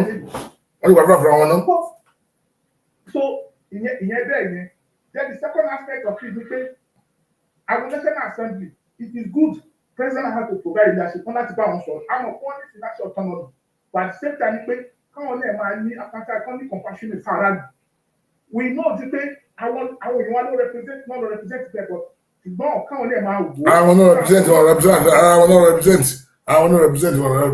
wọn gan mi ò àwọn náà represent gan mi ò rí gan lọ́kọ̀dọ̀ wọ́n kàn claim ni wọ́n represent that because mi ò lè rí èèyàn former governor kó ìmọ̀ bá wọn dùn pọ̀ fẹ́ lo bulletproof car tẹ́bẹ̀lì láfara yín ẹlówó ẹ ẹ̀kọ́lọ́jẹ́ kan it's like you don't care Nàìjíríà wò ṣé gómìnà ṣe tí wọ́n lẹ́gídọ̀ ṣe tí wọ́n irú àwọn èèyàn lókọ̀ kún lókọ̀ wà gọ́ọ̀mẹ̀ntì náà. ló ṣe ní system tá a operate ẹ̀yìn kò dára látọ̀ that reason why tó jẹ́ pé láti clamor pé we need to go back to the basic tactics gẹ́gẹ́ bí we need to go back to how we started. Torí ẹ̀ àwọn kan bá ṣe àwọn bẹ̀rẹ̀ jẹ́ ìjọba àwọn kan níbẹ̀ sí pariwo níbẹ̀ sí jà pé tó jẹ́ kí n tẹ́jẹ́ kábìlẹ̀ ní ibo là gbé kábẹ̀rẹ̀. Hospital dey tẹ́bẹ̀ and comfort is a very good item and I know most of what is that comfort be number 6 number 2 làwọn àìsàn nínú wọn tó bí i 20 something díẹ̀ ìdílé àwọn máa mú. Tábàtì àti ìdẹ̀tí débi rí náà fún káàkiri tí sọ̀rọ̀ parí jọ àwọn ọ̀sẹ̀ ti gbé ní. National anthem la ṣùgbọ́n báyìí sè ó ṣé ìlú ká nídìí yẹn ṣé bí kọ́ńfà díẹ̀ ibi ó ti bá ṣe máa mú díẹ̀ àti àwọn tẹ́sí àwọn ọmọ tó bá ṣe é ṣe but definitely ni pé this country has to be restructured that's the reason why it's not elect bàbá ìṣúgbẹ́ mi And thank God he has started some right moves, but it's not good enough. Wọ́n láti ṣe kí ni wọ́n láti do more. And mo dẹ̀ tún kí bàbá ṣe bọ̀dé jọ. Bàbá ti sọ̀rọ̀. Ẹ̀jẹ̀ gbogbo bá ti sílẹ̀ bàbá jọ. Bàbá ìbọ̀dé jọ pẹ̀lú bàbá Tinubu. Mo ṣe àròkọ àwọn ló dá ìjọ. And they have said what I can do reason for say that of the delay. Torí gba máa bèrè pé kí ni reason wa. But the man has come out and said it on his own. He don't start on fi dá ìlú. Ìwọ́sọ̀ pamọ́. And thank God pé wọ́n dẹ̀ ti fi ni tó dẹ̀ ti consider ẹ̀ pé this has to be national issue lélẹ̀. And ewu kan táwọn èrò fáin dèrè lọ́wọ́ ẹ̀ bí pàtí tí wọ́n sí Nàìjíríà. Wọ́n mọ̀ the journalist knew about everything o. Wọ́n ṣàfẹ́ kí bàbá ṣàmì continue láti máa glow propaganda. Kọ́bẹ̀ sí máa gbógun ti ìjọba. No, the man said which is clear. Wọ́n lọ ẹja dúpẹ́ kan lọ́yìn. Ṣé ó dáa kí president wáyé lọ́wọ́ gba medical níta? Kò ṣe tó dára àtọ̀kọ̀. President tó dé ká ló gbẹ láti kàkà lẹ́yìn. He made a very worse economy. Kò sí ìkankanlẹ̀ rárá àtọ̀. So everybody mọ̀ pé ó ní tó ti gbà tó bí tẹ́lẹ̀ tó tó di kó tó dé but we don't expect this to continue in the long time. But I expect kí kókó continue. And thank God for over this 1 year tó ti dé bẹ̀rẹ̀ sí. Ìṣe tó bí ó gba certificate news pé òun lọ jókòó sí àbúrò lọ tó gbà tó tó tó. Ó ṣàmọ̀ pé a ṣàmà lò díẹ̀ ní Àbújá bẹ̀. So adẹ̀fẹ́ kó dẹ̀ continue bẹ́ẹ̀ ni. Adẹ̀fẹ́ kó dẹ̀ ṣe kí ni àwọn hospital wa kó dẹ̀ jí padà. So we want to see them staying, having their own individual. In the 60s, àwọn Saudi divide one by tòkúlé ní UCI ní UI Ìbàdàn gbogbo bẹ́ẹ̀ káàkiri táwọn àmì rẹ́pọ̀ wẹ́n ti wà jẹ́ ìgbé sẹ́yìn tó gbogbo ẹ̀ lámọ̀ lára gbọ́. So he has to do something on it. Expectation lórí bàbá Tinubu ó pọ̀ orí ẹ̀ everybody bínú. The expectation is too high and he have ẹ lọ ká interview Dr. Doye Kupe. Ó ní òun ni DG director labour kọ́kọ́ ó mọ̀ pé láàárín àwọn mẹ́ta Tinubu ni the best. Ó mọ̀ ó sọ jáde pé ó ní wò ti dúpẹ́ òótọ́ ni òun kàpè fún Obi but òun mọ̀ pé Tinubu ni the best láàárín mẹ́tẹ̀ẹ̀ta. Nígbà òun mọ̀ pé èèyàn tested ni ní tó ṣe wà káàlì yìí òun mọ̀ pé ó dẹ̀ máa ṣe dáadáa. Almost the same way náà ni kí Doye Kupe sọ òun náà bàbá mi lè dé sọ. Okay now kí ni àdúgbò yẹn kí ni ìmọ̀ràn yín fún àwọn tó ìbílí pé Tinubu pé kì í yàn dáadáa pé tí trust Tinubu kí ni ìmọ̀ràn yín fún wọn. Nǹkan tí màá sọ fáwọn èèyàn ni pé káàyọ ti kíní kúrò káàyọ ti hatred kúrò bẹ̀. By now he is our president and we have to believe in our country and gbogbo apáta we are more among tó ṣẹlẹ̀ we know how this government was run under the government of Buhari. Àdèmọ̀ system tàbí operate láti jọ ìbọ̀. Àdèmọ̀ tí Nàìjíríà ti crash ìbọ̀ for more than 50 years ni. Gbogbo ẹ̀ lọ bí wa sínú ẹ̀yìn kò tẹ̀ sáré gbogbo ẹ̀ láwọ̀. You want to lie down? So àdèmọ̀ pé get me more water. we put more expectation on him pẹ̀lú accident tí bàbá ṣe. So ẹ máa láti bí kúrú ẹ wo àmọ̀ràn tí bàbá wọlé jọ ti gbà wọ́n. Mo dẹ̀ fẹ́ káàbẹ̀ tẹ̀lé orí àmọ̀ràn bẹ́ẹ̀ ni sókè. 1 year tó débẹ̀ yìí káàbí gbà tó sọ́ọ̀dù gbogbo nǹkan ni. Àwọn àṣìṣe tó lẹ̀ bá ṣe láti rí. Ààrẹ náà ní orú 90 billion yẹn tẹ́lẹ̀ wọ́n fi gbé jáde ní ìgbọ́ ìbọn náà ó gbé jáde káàrádì lè fi nǹkan tó ń ṣẹlẹ̀ bí apátọ̀ sí náà ni pé so we don't want to stop it so bẹ́ẹ̀ lọ́jọ́ ẹ̀kọ́ national assembly owó tó ń gbà ní kó wọ́n ṣe máa kọ́ sí ọ̀nà ẹ̀rọ sára àdúgbò òun náà gbọ́ pàpà àti tẹ̀sọ nípa tó àṣìṣe tí wọ́n náà wọ́n wọ̀ so yes to assist and we and láti ṣe ká fún wọn káìmọ̀ káàtà láti live in our country káàdì live in the policies tó rò lọ. And reform, tọ́ba ń pè kọ́ ní reform, kódà tó bí pé kéèyàn jókòó síbi kan fún dídí àbí 10 hours tó gbọ́dọ̀ kó máa gbádùn bí kan fún wa lókè tí tó bẹ̀ kó lọ jókòó síbi òbí. Changes is not come by easy. It changes ìgbà ní o máa kọ́kọ́ inconvenient everybody later ó máa padà wá dáa. Kì í ṣe pé bóyá ìgbà tó débẹ̀ ló bẹ̀ ṣe lé wọ́n ti sọ fún wa nígbà campaign pé báyìí làwọn máa ṣe ó máa difficult díẹ̀ ọ̀ tó bá yẹ kó máa dáa. Because nǹkan tí bí nǹkan ṣe rí tó máa difficult he said during this campaign everybody don dey agree pé okay policy yìí a máa yọ subsidy kúrò a máa ṣe gbá not to agree gbogbo àwọn leading candidate don agree so òun ló ti dé lẹ́yìn sí changes ò ṣe nǹkan tó máa mú benefit ẹ̀ it will not come immediately a dẹ̀ mọ̀ pé kè system yìí ò dá a ní láti reformation kẹ̀dẹ̀ yìí bó ṣe máa rí lélẹ́yìí but díẹ̀ with time ó máa yàtọ̀. This government yàtọ̀ sí last government kì í ṣe kọ́ jẹ́ ẹ̀gbà tó kọ́ lọ yáwó nìkan àwọn kidneys tá à ń rí wọ́n gbìyànjú gbogbo health ti reduce ká má parọ́ the insecurity is getting down the corruption wọ́n ṣe ń tí owó tá a rí ní cash government tán yáwó káàkiri tán is getting down gbogbo news there as well. So what we really want ni pé káwọn èèyàn wa believe in this government we have to have a patient káwọn ká contribute tiwa sí much again ká encourage àwọn èèyàn wa kó go back to farm and àwọn àní kọ̀ọ̀kan tá à ń produce but the only thing tá à ń ní nípa agriculture dẹ̀ ni mo káwọn tó tẹ̀ láti dá sí ìjọba yìí káwọn lè go into farming ká lè improve productivity oúnjẹ lọ́gbọ̀n èdè so gbogbo àwọn policy ìjọba yìí tí wọ́n rò kalẹ̀ yìí kò lè kick start kí abẹ́ jẹ́ orí cng wọ́n sì gbogbo yẹn sì gbogbo àwọn policy bẹ́ẹ̀ yẹn kò lè bẹ̀rẹ̀ mí ní kò lè sáré brother ẹ ṣe gan so ẹ ṣe brother. So after 1 year, we are expecting by this time around next year, our government particularly, I'm not saying they will start by the push this government more. But now, right now, we have to be patient. The leaders have spoken.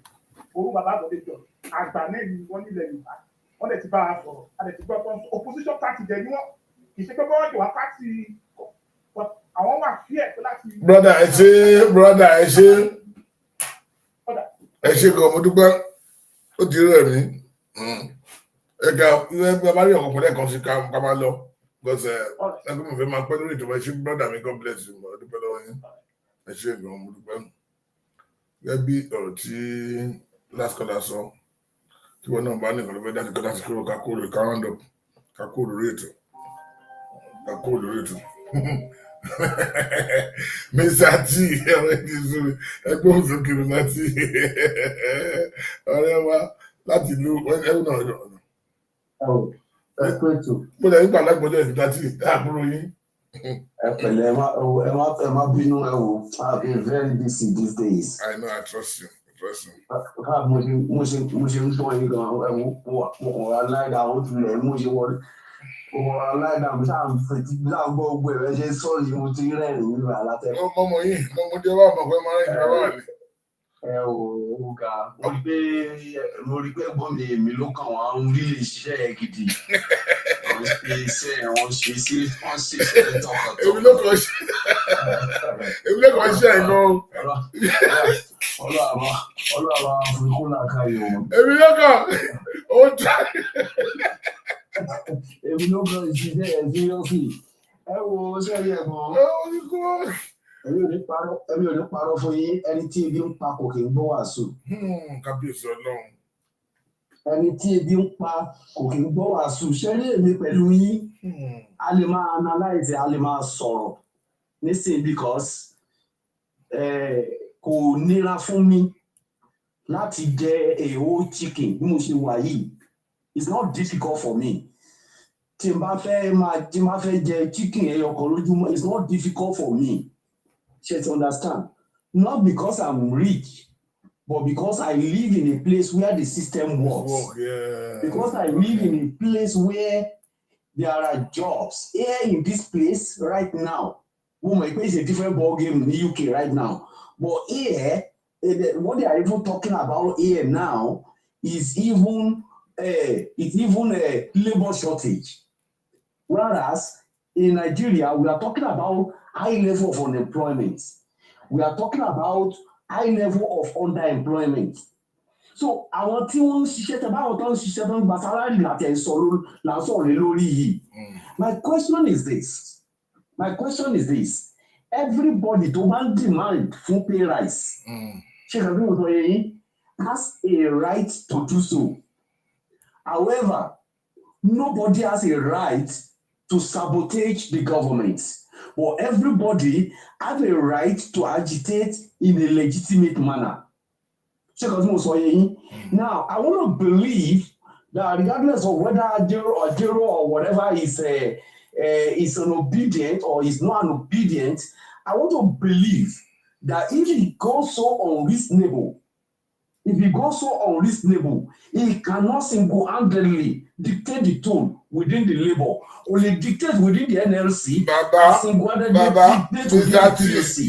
T. Now, what I'm trying to say is this, my question is this. Hello, Mr. T. My question is this. Yes, sir. Mr. T, ẹ̀yin náà mọ̀ pé majority of Labour, you know, I mean, they are obedient. So they speak the whole one voice, nothing sorrow. Definitely, you know. Yeah, like you said earlier, mo kì í jẹ́ kí gómìnà kẹ́ continue. Ẹ má bínú bàbá mi, tó ń dárò ìmọ̀ ilẹ̀ bọ́lọ̀ ń bẹ̀ yín. Ṣé mo ẹ mọ̀ pé of course they have the right to demand for pé kí ọkàn fi fún owó oṣù ṣẹ́ ń bọ̀rọ̀ mi kò sí nǹkan tó bá àdínbẹ̀ but in a reasonable manner. But definitely they know pé gbogbo rubbish don ti wá. I mean this okay magic kò ló nǹkan tó wà ní bàbá mi.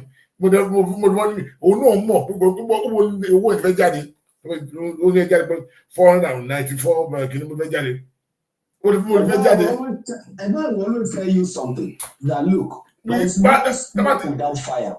Bàbá mi ẹni sùsà ṣé ní tábà tẹ̀ fẹ́ dì máa fún ọkàn mo sọ ẹ̀kọ́ nínú ìdìbò ẹgbẹ́ tí bọ̀rọ̀ mi látàárọ̀ that's a lot wọ́n fi pé kí labour sọ fún gọ́ọ̀mẹ̀ntì tó ṣe tó ti ṣe ẹ̀kọ́ ìṣẹ́lá láti bring inflation down because unemployment ó wà rẹpẹtẹ ní àṣẹ bọ̀rọ̀ mi àwọn kan yẹ kán ṣe irú náà tó àfọwọ́n irú náà tí náà bá wà ṣe bọ̀rọ̀ mi bàbá àṣìṣe ẹ̀dọ̀tà àṣìṣe àwọn oríṣiríṣi àṣìṣe nǹkan work ọ̀nà tí ò da tọ́ba ṣe ọ̀nà ìṣẹ́mọ́ ìlọ́dọ̀ fi jẹ́ wà irú àwọn reluwé kí ni ìtàn tó ṣe é mọ̀ ìlọ́dọ̀ accurate iṣẹ́ ṣẹ́mọ̀ accurate iṣẹ́ irú náírà wa kan stabilize náírà ṣẹ́mọ̀ ìlọ́dọ̀ fi ní wọ́n tẹ́ pé pé kàtó pé a fẹ́ gba pọ́tò pọ́ fẹ́ gba wọ́n kàtó máa parí kọ́ fẹ́ gbọ́ mi £1,000 tàbí àdìlágbà £1,000 yẹn tàbí àlágbára ẹ̀ lákòó tó wọn jẹ́ ní nígbà ó bí wàá tí a kò fẹ́ instigate aráàlú èkéèsì gọ́ọ̀mẹ̀ntì láti gbé gọ́ọ̀mẹ̀ntì dáhùn ni.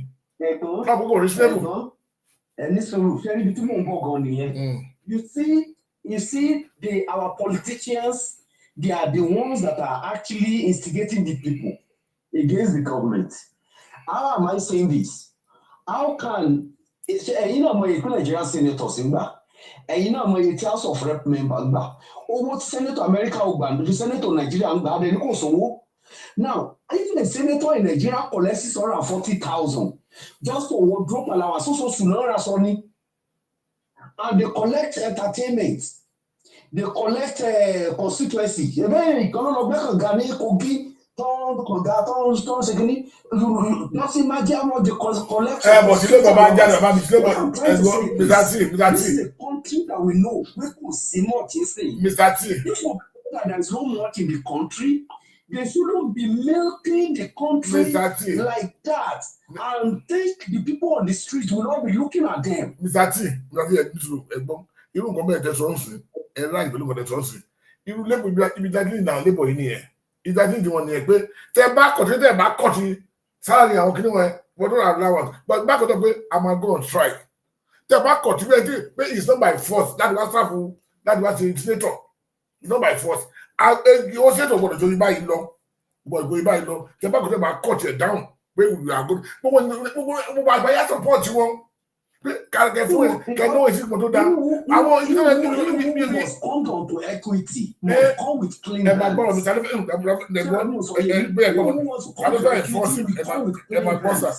These people, they are living large. They are living very, very large. And they are the people who are one you.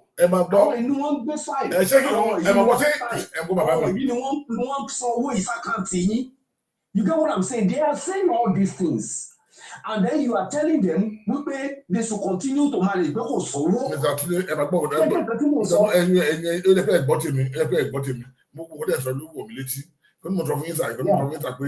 èmi àtẹ̀yìn kò lè ṣe àti change kìíní àwọn labour ìlú ní power yìí dání àwọn labour ìlú ní power yìí dání onímọ̀tò fún yìí ṣe àwọn labour ìlú ní power yìí dání láti change gbogbo àwọn rọ́ǹdì táwọn bu àwọn ìtú burúkú yìí ṣe àwọn tó dọ̀tán ṣe ọtún bó ti ṣe dọ̀ kìíní pé bàbá tó pé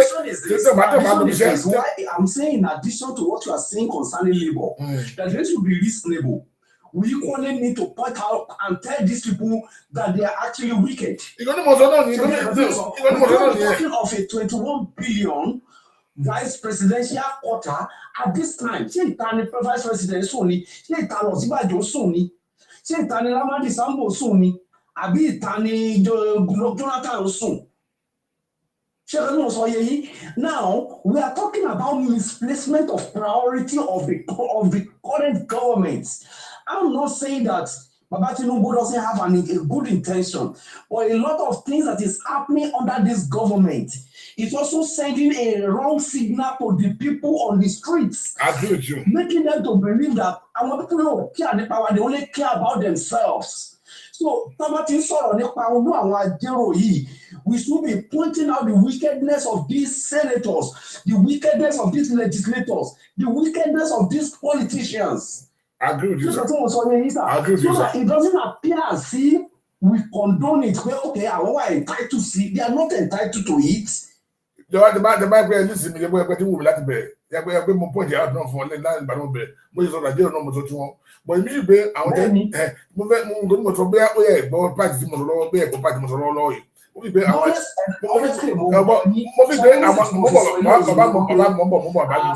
I've heard a miracle saying we pay I will condemn 90 billion, which I agree.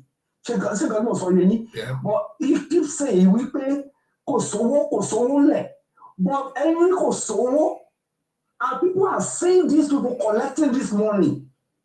So what I'm trying to say is we pay our girl, they are actually causing problem, raising the people against the government. You are right. Whether they know it or not. You are right. You are right. So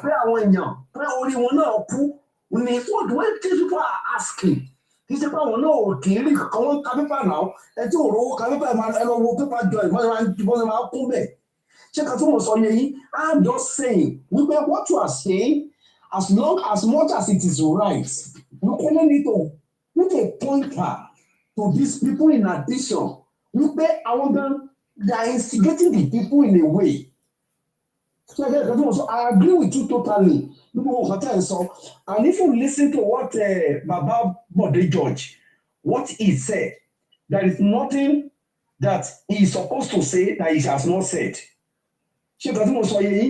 Now, if he says 1 year is not enough because it's a learning curve, but he agreed that 1 year, there is nothing to show. He said it. There is nothing to show. He said, however, it's a learning curve. Those of us who are engineers, we know what a learning curve is. Do you understand? And he is saying that after 1 year, when it gets to the end of the second year, that is why politics will start. I agree with him very, very totally. But if somebody have a different opinion, especially anything, that's what we say to anything being talking about asu.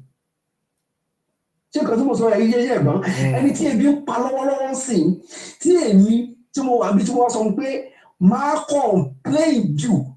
They can't do this after the second year. Then job to my genola. Come without me, check my room. Jeno ajela rola. Come my law school. Come play my law school go. Check it out for you. Over anything you pack cooking go asu. So if we are talking, we need to equally talk to the government to think of what may alleviate the suffering of the people right now. For example, misplacement of priority. You 21 billion, take condemn, them not condemn. You 90 billion, turn off take condemn, them not condemn.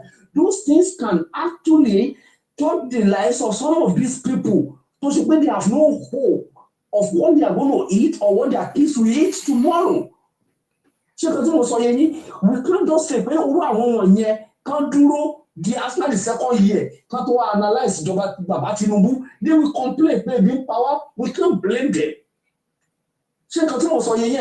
I agree with you totally. That's why I don't say I've been listening and I've been listening good. Like I remember, I've been on the program long time ago. But because I was just listening, and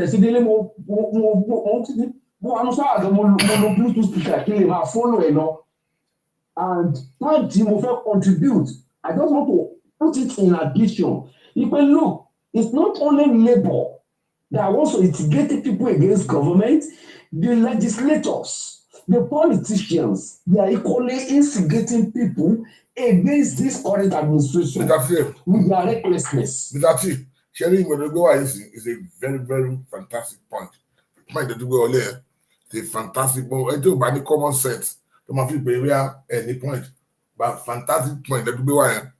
nǹkan tó mọ̀ pé kí èèyàn máa pè wọlé ni tó mọ̀ pé ideas kẹ́mi kọ́ nípa nípa mú ideas ẹ̀ wá ni fantastic idea ṣé nílò tó tọ́ nǹkan tẹ́ sọ kò sí ẹni bá pé ẹ̀ mú nǹkan tẹ́ sọ pé kò náà check brain ẹ̀ ó tọ́ ni àti ẹ̀kọ́ mo sọ lẹ́ẹ̀kan yẹn bọ̀ mi ò sọ níbi tẹ́yìn sọ́dé yìí pé ẹ̀kọ́ mo blame àwọn legislators wọn lẹ́yìn bọ̀ mi sọ níbi tẹ́yìn àwọn kan lóòótọ́ like you said àwọn kan labour ìkan náà ni wọ́n like you said àwọn kan ló instigate àwọn aráàlú against the government ṣẹ́ni mo kẹ́ pé nǹkan tó kọ̀ ní pé labour nǹkan tó dùn fún àwọn labour ni pé labour tó wọ́n sì sí à káwọn gbé pé tó tọ́ pé àwọn náà ní ìdí àyẹ̀dá tí mo ṣe fọ́rọ̀ mi ẹ̀wọ̀n kan tẹ́ pọ́ńtà kì í sí.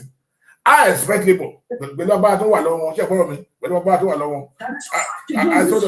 Exactly pé God bless you pé legislators fi pé tẹ́ ẹ̀ bá ṣe kọ́ báyìí tẹ́ ẹ̀ bá cut kiri down gbogbo òṣìṣẹ́ níbẹ̀ ni oṣù ẹ̀sùn báyìí exactly pé no way àṣìṣe ẹ gbọ́dọ̀ cut it down àwọn south Nigeria ni bókọ̀ sàgbọ̀n gbà yìí àgbà kò gbà mọ́ láyé ẹ gbọ́dọ̀ review ẹ̀ ṣé gbogbo àlù ẹgbẹ́ bu ráṣẹ̀ lẹ́kẹ́sẹ̀. Tell the so-called NSC and TUC won't turn around because it was won't turn around wípé it is easy for them to collect 500,000 naira as a minimum wage. Are you getting what I'm saying? But tó bá di ọ̀la gbogbo àwọn ìyá tó ń ta lójú títì táwọn kò wọ́n ti increase owó wọn lẹ́yìn they are going to jack it up. God bless you. Go back to square one. They will go back to square one. So they are not doing what they should be doing. God bless you, my brother. I was saying as well, wípé nǹkan tí àwọn politicians ń dálẹ̀ nú ẹ̀ òun ló pọ̀ jù. Like I said, èmi ẹ̀yin kódà tó bá sọ pé kí n dúró the end of the administration of Baba Tinubu kí n tó make appraisal. I can afford to wait. Baba Olabode George, tó máa ní kọ́mọ̀ tẹ̀ sọ̀rọ̀ gan after the second year, he can afford to wait because wọ́n ní nǹkan táwọn máa jẹ. Ìyá tó jẹ́ pé bóyá ẹja mẹ́ta, ẹja mẹ́rin ló máa ń gé tó máa ń tà tásáré lọ gbà míì ní Kogun tásáré tà tátúnṣe. Ṣé òun lè dúró the end of second year kó tó complain pé ìjọba kan ò tẹ́ kò mú ọ̀run bá ayé òun? It's not, it doesn't work like that. So, and they are the most in majority. Àwọn tó lè dúró di second year, third year, àwọn tó tẹ̀lé dúró di end of the administration that ẹ̀ máa tẹ̀ complain rárá. Àwọn gan wọ́n wà bọ̀wọ̀ pọ̀ compared to àwọn tó jẹ́ pé àti survive for week tó ń bọ̀ yìí, they don't even know how they're going to do it. So you understand? So Labour is not getting it right, and what Labour should be doing is that they should be the one that will come out to say, hey, we are fighting that even this so-called legislator too, they should also be placed on minimum wage. God bless you. That same universal scale. It's not by force. Nobody serve must have. It's not by force. No allowance here. Cut it down. Exactly. They cut it down. Ẹ̀yin legislator, bẹ́ẹ̀ epo ilé epo tẹ́tí ń repo, òun náà ni common workers sí ọjà tẹ́tí ń ra rice náà làwọn náà ti ń rà. Ibi tí ẹ̀yin náà ti owó bẹ́ẹ̀ ti ń sanwó NEPA owó kíní náà làwọn náà ti ń san. So how do you want them to survive it? So and that is what they should fight, because if they collect 500,000 as minimum wage, they should call it no. You pay every other prices. We jack up to collect that money from them. So what they are even doing doesn't make sense. They are not fighting the right battle. So ìyẹn mo ní kí n bá yín dá sí o ẹ̀gbọ́n. Ẹ̀kú ètò ẹ̀kú ọpọlọ ẹ̀kú làákàyè mo lè kí èmi ló kàn. Wọ́n kú iṣẹ́ o tó bá bẹ bàbá. Nǹkan tó bá yẹ kán ṣe kíákíá kán tètè máa ṣe, because Nigeria ìlú tó ń pè ní Nàìjíríà ẹ̀tàn ni mí ni ẹ o, ẹni tí ò bá mọ̀ ẹ lọ kọ́ kalẹ̀ o, ẹ̀tàn ni mí ni ẹ. I hope at the end one of these days we will revisit it again after a few years. God bless you, sir. Ẹ ṣé bàbá mi, God bless you. Ẹ ṣé mo dúpẹ́. Yes, sir. Yes, sir. Ẹ fún mi láti àná ẹ̀kan bẹ́ẹ̀, I've been very busy, but ẹ má bínú sí mi. I will do it and send it to you. Thank you, sir. Thank you, sir. Ẹ ṣé mo dúpẹ́. Yes, sir. Yes, sir. Ṣé rí ọ̀rọ̀ ní àbámi láti using tech àti sọ yẹn, ọ̀rọ̀ ńlá ló sọ yẹn, ọ̀rọ̀ ńlá. Ṣé rí ibi tí ìyọ̀kọ̀ sọ̀rọ̀ dé, ṣé kò sọ̀rọ̀ kọjá bẹ̀rẹ̀ náà, òótọ́ ni. ọ̀rọ̀ ọlọ́gbọ́n ọ̀rọ̀ olóye náà sọ yẹn we need agbọ́dọ̀ máa contribute àwọn program I need àwọn ideas tó dáa ẹgbẹ́ wọlé ẹ jẹ́ pé kíní kan ẹ pé wọ́n blame àwọn legislators lẹ́kọ̀ọ́ yẹn but ọ̀nà tó gbé gbà ń sìn that's another good point lọ́dọ̀ ni but mo go deeper tó ní kó táwọn sọ ń sìn nínú mi dẹ̀ pé wọ́n sọ lọ́dọ̀ àwọn lọ wú bọ̀ àwọn labour tá à ń sọ yìí àwọn labour mo pé wọn ìmọ̀ta nínú fọ́kàn ṣe bẹ́ẹ̀ tó ń rí rẹ̀ sí àdúgbò ó yẹ kó go against àwọn ọdún wọ̀nyí ó lè go after this àwọn legislators àwọn agbára wà lọ́wọ́ pé ẹgbẹ́ ẹ̀fẹ́ lo mọ́tò bá lo mọ́tò yẹn bàbá ìwo àmọ̀tàṣẹ́lẹ̀ ni kò sí mọ́tò lẹ́yìn gbàtọ́ bá mọ́tò lọ́jọ́ yẹn ó yẹ kó àwọn olè pọ̀tò pé láyé kò sọ pé ẹ̀mọ̀ ìfẹ́ fura mọ́tò ni ẹ̀mọ̀ ìfẹ́ fura mọ́tò yìí ni èlò sáárì àwọn èèyàn àní nǹkan bàjẹ́ èlò sáárì àwọn èèyàn ní gbòòrò àwọn tó ń ṣiṣẹ́ lábẹ́ yín èlò ẹ̀sán fún wọn ebi pa wọn ipa kankan owó Nàìjíríà ẹ̀mí ojúmọ́ amínà deficit ọ̀rìn ẹ̀ lọ sáàfù lú ni it's not by force ẹ̀ tó bá wù ní ó yẹ kán place wọn lórí salary and then sitting allowance ló yẹ kán mọ fún wọn sitting allowance ẹ̀ tó bá dẹ̀ wù ní base right time kó dẹ̀ fi fa pé ní ṣiṣẹ́ dẹ̀ bá cut kí ni down wọ́n dáhùn mo fi gbọ́dọ̀ kí ọlọ́dún bọ̀ máa ṣe nìyẹn egbò òṣìṣẹ́ náà kàn lọ́ ṣe wọ̀nyí pé akọ̀fẹ́ bring government down kọ́ bá ṣe àwọn èèyàn pé aráàlú àwọn ló máa support wọn parí pé because problem ta ni àwọn politician wọn ni problem ta ni gangan àwọn politician wọn ni problem ta ni àwọn gan like what my brother said àwọn gan ló instigate aráàlú against the government because ọ̀fẹ́ yìí kò work but ẹ bá dọ̀ pé okay ẹni ká cut ìkan down sí ẹni ká cut ìkan down ẹni rẹ̀ bẹ́ẹ̀ ni cut ìkan down senator ń gba millions of millions ẹ̀dọ̀ pé aráàlú cut ìkan down ṣé ẹ̀yin lórí méjì ni ṣé oríṣi ṣé ọ̀nà kan I don't get it ṣe fẹ́ kí nǹkan dá nílùú ṣé ẹ̀yin lórí méjì ni ẹ̀kọ́ ti sí náà ẹlẹ́ẹ̀lú mọ́tò Nàìjíríà mọ́tò ṣe ní made in Nàìjíríà ẹgbẹ́ ló bulletproof kí lè lo bulletproof fún if you want bulletproof it's not by force to serve Nigeria now it's not by force over tí a kò fẹ́ ṣe ni mo fún ẹni wá síta pé I want to be a senator nobody force you I want to be a member of House of Rep nobody force you. So why must you tell me that go bulletproof? Why don't you tell me go offensive of Nigeria? So I expect labor. No, enough of this nonsense. I think I'm going to parents. Can we labor come get parents right? Okay, I think I go after all these legislators when I'm police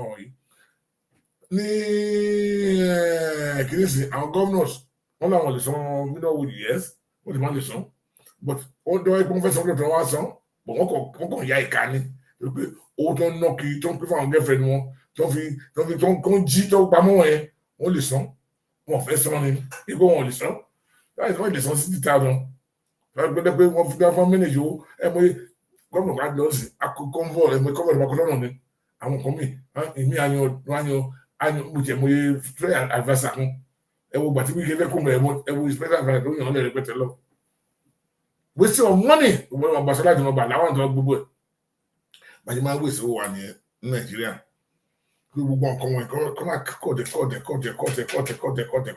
yẹ òbí díẹ̀ sọ kí ni kan táìmù kan pé mo fi gbé dáàdì mi tí mo rí dẹ́ pé ó tọ́ tó make sense táìmù yẹn tó sọ pé pàdé mo bá sàbújá pé kí wọn nídìí ilé fún Àbújá wọn sọ tẹ́lẹ̀ ó kọ́ọ̀dù yes dábàá tó bá wà lè ronú bẹ́ẹ̀ pé wọn kọ́ mẹ́rin àti gómìnà ó mọ̀ l'Àbújá sí ọmọ èsì kó méjì mẹ́ta mẹ́rin márùn kó gbọ́ ẹ̀dá ní wọn ọlọ́pàá dání kí ló ń kó wọn kí ló ń kúrú fún tó bá ń bọ̀ ó yẹ kí wọ́n fi kí ni ẹ̀fọ́ fún gómìnà pèsè tó wà ní Àbújá pé ìjọ mú bọ̀ táǹbà ìmúnijọ́ ọlọ́pàá márùn mẹ́fà ó pàdé mi lẹ́pọ̀ọ̀dù wọ́n ti pàdé ẹ̀ bẹ́ẹ̀ wọ́n ti rẹ́ẹ̀dì hòtẹ́ẹ̀lì kan wọ́n gbá wọn gáàdì hòtẹ́ẹ̀lì báwa wọ́n sọ hòtẹ́ẹ̀lì mọ́jú àti ó máa sèwé lọ́tù fún owó tó ń ná wọ̀nyí á sèwé ẹ̀ túbọ̀ àwọn náwó òun yẹ kí owó sílẹ̀ ti sọ owó mẹ́kan sọ wọ́n lówó ẹ̀ mismanagement ló pa wọ́n lọ so a ní ìdí àti bá àwọn oníṣòwò wọ̀nyí wí and then wọ́n ní kí autonomy pé kí local government autonomy ẹlẹ́gbà so orú àwọn kan mẹ́rin mo fi pé kí níbo jáde pé no ní pé kí wọ́n sọ pé kí wọ́n wà sọ pé wọ́n bá pé $1 million àwọn ìyá lọ́jà gẹ́gẹ́ kí ìsàtì sọ àwọn àti kí sọ wọn nǹkan ní kò sí yàtọ̀ gbogbo ẹ̀ àwọn onímọ̀tò bá ní kí sọ owó tiwọn náà tí kí wọ́n ní wà ẹ̀jà tó dá ẹ̀jà ẹgbẹ́ tó ní common sense ìbọn tó ráyìn lẹ́kọ̀ọ́ ń jà so nǹkan bẹ́ẹ̀ kẹjà sí ẹ̀jà sí a ní ìjà tí kẹ bá wa dì pẹ̀lú àwọn olóṣèlú wọ̀nyí ẹni kà bá wọ́n àwọn olóṣèlú wọ̀nyí my brother Olatunji mo disagree with you about Baba Bode George.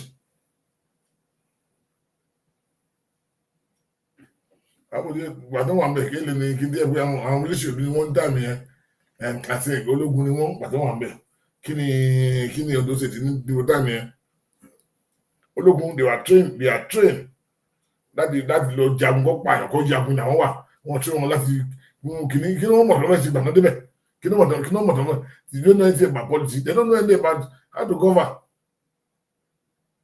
they don't know anything about how to govern. So not the best, the worst civilian. I mean, so better the best military ruler. So I will look. What do they know? They are not politicians. They don't know how to rule. And then in your community, Abashe Waniwo, Baba told me now. When I sat one-on-one with Baba, Baba knew Baton lọ sí Ondo State. Lọ́dún ìgbọ́nà lọ́dún sí ó lè wá jókòó báyìí ó lè jókòó báyìí lókun fẹsẹ̀ ọgọ́ fẹ̀yìntì náà wọ́n ní because gbogbo nǹkan ìwọ nìkan ló wà wájú ẹ̀ ló dẹ̀ ṣe kíní rí àkọ́kọ́ gbogbo fẹ́ bẹ̀rẹ̀ wọ́n ti rí no wọ́n dẹ̀ gbẹ lọ síbẹ̀ àti ológun ológun gọ́fà nǹkan tírẹ̀nì ẹ̀ fún kọ́ yẹn ìwọ nìkan dẹ̀ ní ká pé ayé sí pé a máa debate a máa yan àwọn ìgbà wọn di àwọn ológun Abache wa ní gómìnà ló máa gbọ́dọ̀ máa rórí 24/7 ní ìwọ nìkan ló máa rórí ara ẹ pé òkè wọn ṣe báyìí o gbọ́dọ̀ Abache wa ní òkè mi fẹ́ kí ìbàdàn láti pé yá àwọn ọ̀dọ́ òkè ní òkè ìgbà local government o mi fẹ́ rí kíní bá báyìí lórí títì mọ́ Abache àṣẹ ti lò nìyẹn wọ́n ní àwọn kọmíṣánná síbẹ̀ tí wọ́n ní ìdúró ti fáyà wọn ìṣẹ́yìn tó bá wọ̀ wọ́n tó gbọ́ lẹ́nu ni wọ́n tó gbọ́ lẹ́nu Abache wa so ológun gọ́ọ̀mẹ̀ntì ó ń ṣe àwọn èèyàn ṣe àwọn èèyàn ṣe gọ́ọ̀mẹ̀ntì so we cannot blame Baba Bode George Baba wà lóńdó sí at that time ojú ayé òní sí ìdájọ́ gbogbo tí àwọn civilians tó bring to the system now ní táìmù yẹn àwọn ológun òrònú débẹ̀ wọn òrònú débẹ̀ wọn tiẹ̀ nílò débẹ̀ ni gbàdá civilian dé wọn jókòó academics wọn jókòó wọn plan ẹ̀ka ẹ̀sábì kan báyìí ẹ̀ka ṣe báyìí ẹ̀ka yìí báyìí àlìjẹ́nẹ́ tó bá ẹ̀wọ̀ Tinubu dẹ́kọ̀ ẹ̀wọ̀ Tinubu ṣe pé calculate owó tó ń fi gbogbo sẹ́kọ̀ọ́ ẹ̀wọ̀ ìgbó yẹn wọlé sẹ́kọ̀ọ́ àwọn ológun náà rẹ̀ ọ̀rọ̀ ní gbogbo kan mẹ́rin remember when I even interview Baba Bode George wọ́n ti sọ pa Abacha ẹ̀ṣẹ̀ àbọ̀ wọ́n tó ní ìkànnì fọlẹ́kọ̀ọ́ yẹn èèyàn kan ló ń rúùlù táwọn bá sọ báyìí ẹ̀dọ̀ sí ni wọ́n sọ tó bá dé bá gbogbo ìgbà ẹ̀ bá jókòó ìkànnì president èèyàn kan gbogbo Nàìjíríà tó bá fẹ́ lọ bá fẹ́ ẹ bá gbọ́ ìkéṣẹ̀ ìyá gọ́nà ẹ̀rọ àti ẹ̀fọ́ fẹ́ bá ẹni àti kó ìkéṣẹ̀ ẹ̀rọ àbáyé àti kó ìkéṣẹ̀ ẹni nìkan bá fẹ́ ló fẹ́ tó gbé abí ìwọ náà gbọ́ ológun ni ẹ àwọn worse if you remember when I interview Baba pé nípa kí ló náà mi retire tó pé Baba gbọ́ ìkéṣẹ̀ mọ́ ìyàrá ìgbà Abíọ́lá ni Baba gbọ́ ìkéṣẹ̀ pé kí ló àrẹ sàbẹ́lá fún abẹ́ ìgbọ́ interview yẹn ni when I ask pé Baba kí ló náà mi retire yín Baba máa ti retire Baba but because pé Baba was the secretary to that meeting to all the military officers tó ṣe don't arrest Abiola. Baba Bode George was the secretary, but he was working on that day then.